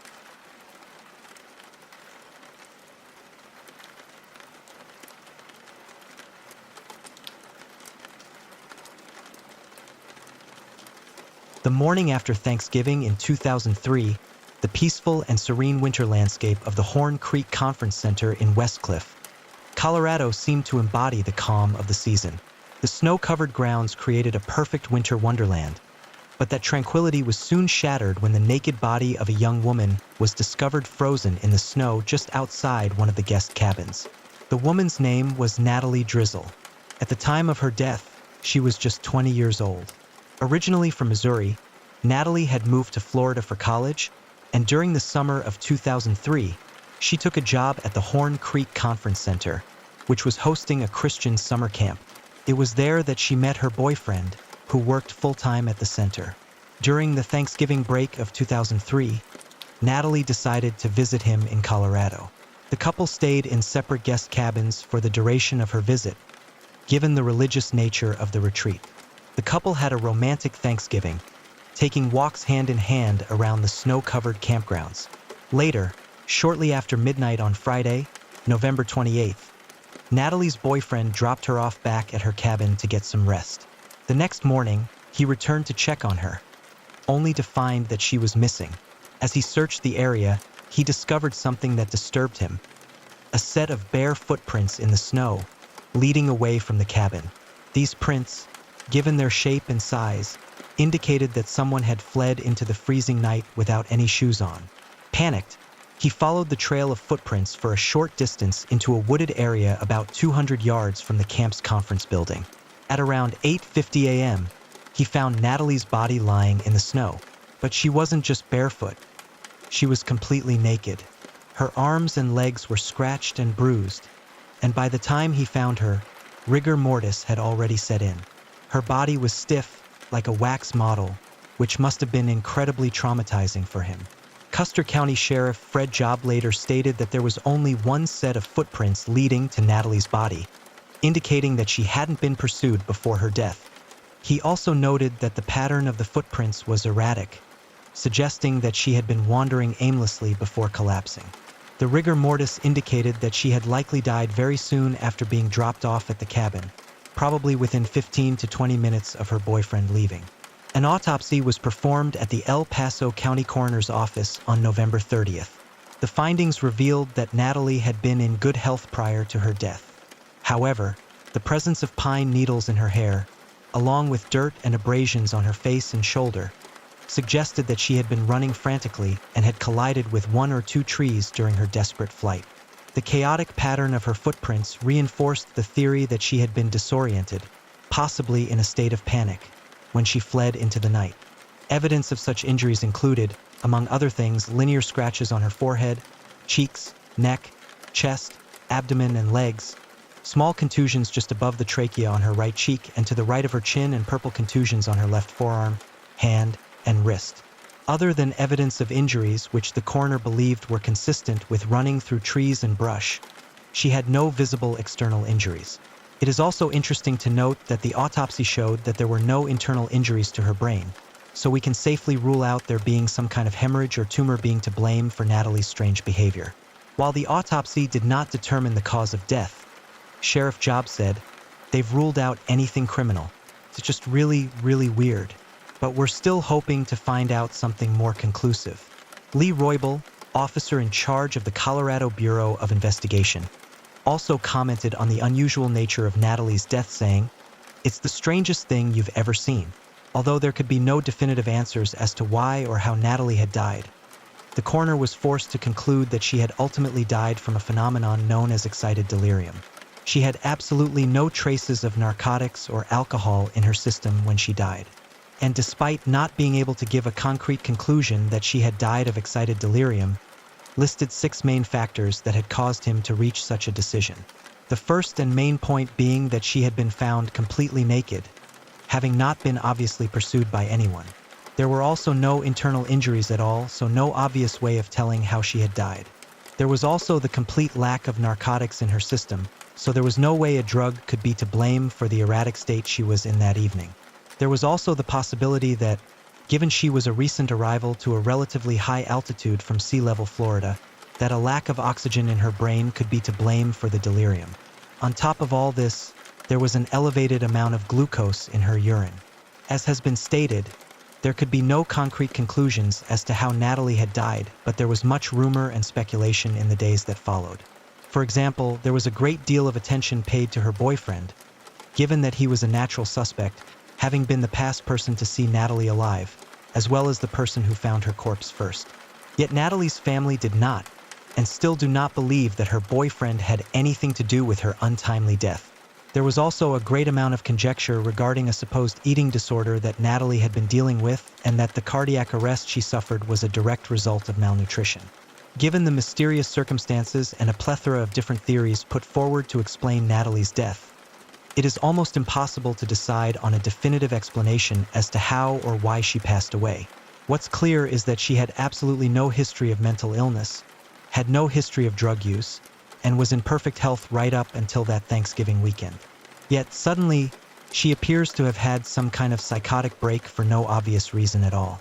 One moment her boyfriend was dropping her back at the guest cabin and she was perfectly normal. The next, she was stripped naked and she was sprinting through the snow-covered woods in the dark at such a speed that she collided with tree trunks as she ran, with the whole episode ending and her dropping dead just a few 100 yards away from where she was staying. We have to admit, the situation is truly and terrifyingly bizarre, with the information at hand raising many more questions than answers. Although the coroner gave the explanation of excited delirium, it has proved to be a controversial diagnosis. The condition known as excited delirium is not recognized by the World Health Organization, the American Psychiatric Association, or the American Medical Association, and therefore not listed a medical condition in the Diagnostic and Statistical Manual of Mental Disorders. The UK Independent Advisory Panel on Deaths in Custody suggests that the syndrome should be termed sudden death in restraint syndrome in order to enhance clarity. Examples of deaths due to the condition are found primarily in restraint or attempted restraint situations.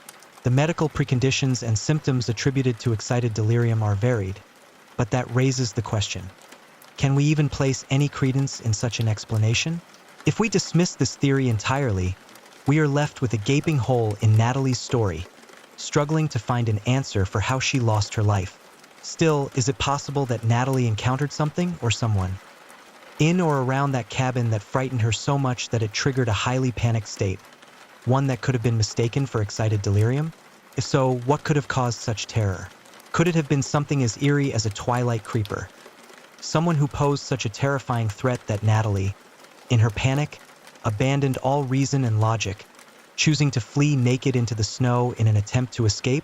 Or perhaps it was something far worse, a large, wild, aggressive animal that didn't concern itself with subtlety, maybe even attempting to break into the cabin to hunt her. The exact cause of the fear she experienced that night remains unclear. But one thing is abundantly clear: we will likely never know the truth behind Natalie Drizzle's death. We are left to wonder about what happened, to accept that we may never have the answers. And in that uncertainty, there is a painful reminder. We walk this earth knowing that, at any moment, we too could fall victim to some mysterious ailment, leaving our loved ones just as baffled as they are heartbroken.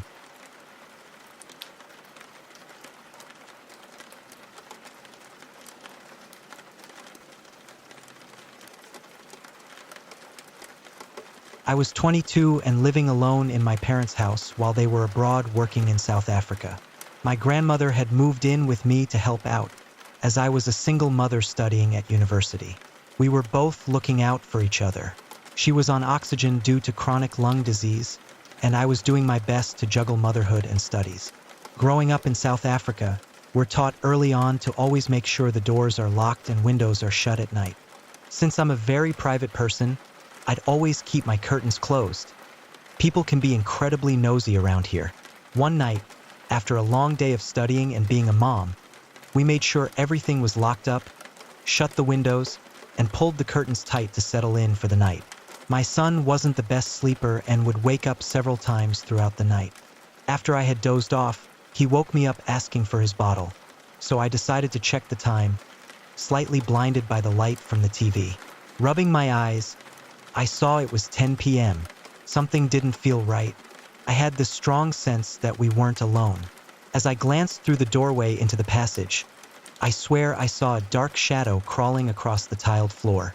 I thought I was imagining things, so I shrugged it off and handed my son his bottle.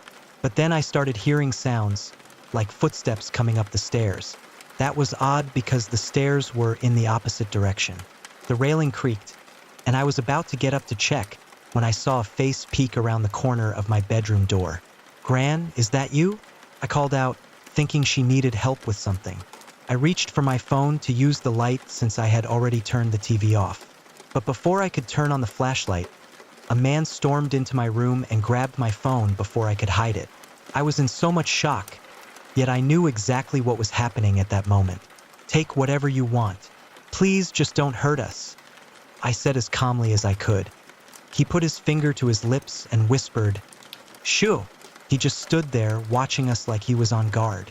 Then suddenly 3 other men rushed in, demanding answers. "Where's the safe?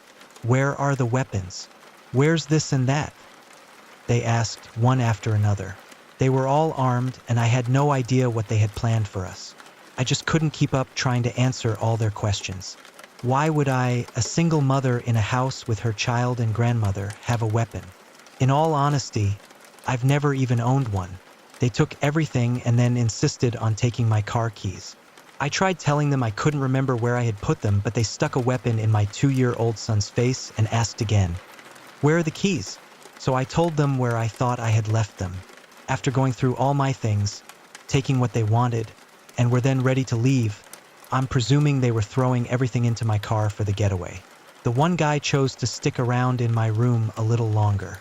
"Give me a kiss," he whispered. "Oh no." I was shouting in my mind, still trying to stay composed. He put out his hand and took mine. Then the others called for him. And as he pulled away, I dug my nails into his hand and scratched. If I was going to do anything, I was going to get DNA off one of them. If no one could see what was going on in my home, I would find a way to get justice. "Don't scream," they said, and ran down the stairs. I ran down after them and screamed as loud as I could for help from the neighbors as they sped off in my car. Standing outside in the pitch black calling for anyone to help us, and yet no one heard. Felt like hours had passed. No phones, no laptops, no means of contact. They took everything, and I couldn't even call my parents. To this day, these men have never been caught, and I wonder, if I had my curtains open, perhaps someone might have seen. People were still awake. I am now 35, and since that night, I refuse to go to sleep without my curtains open and at least one light on.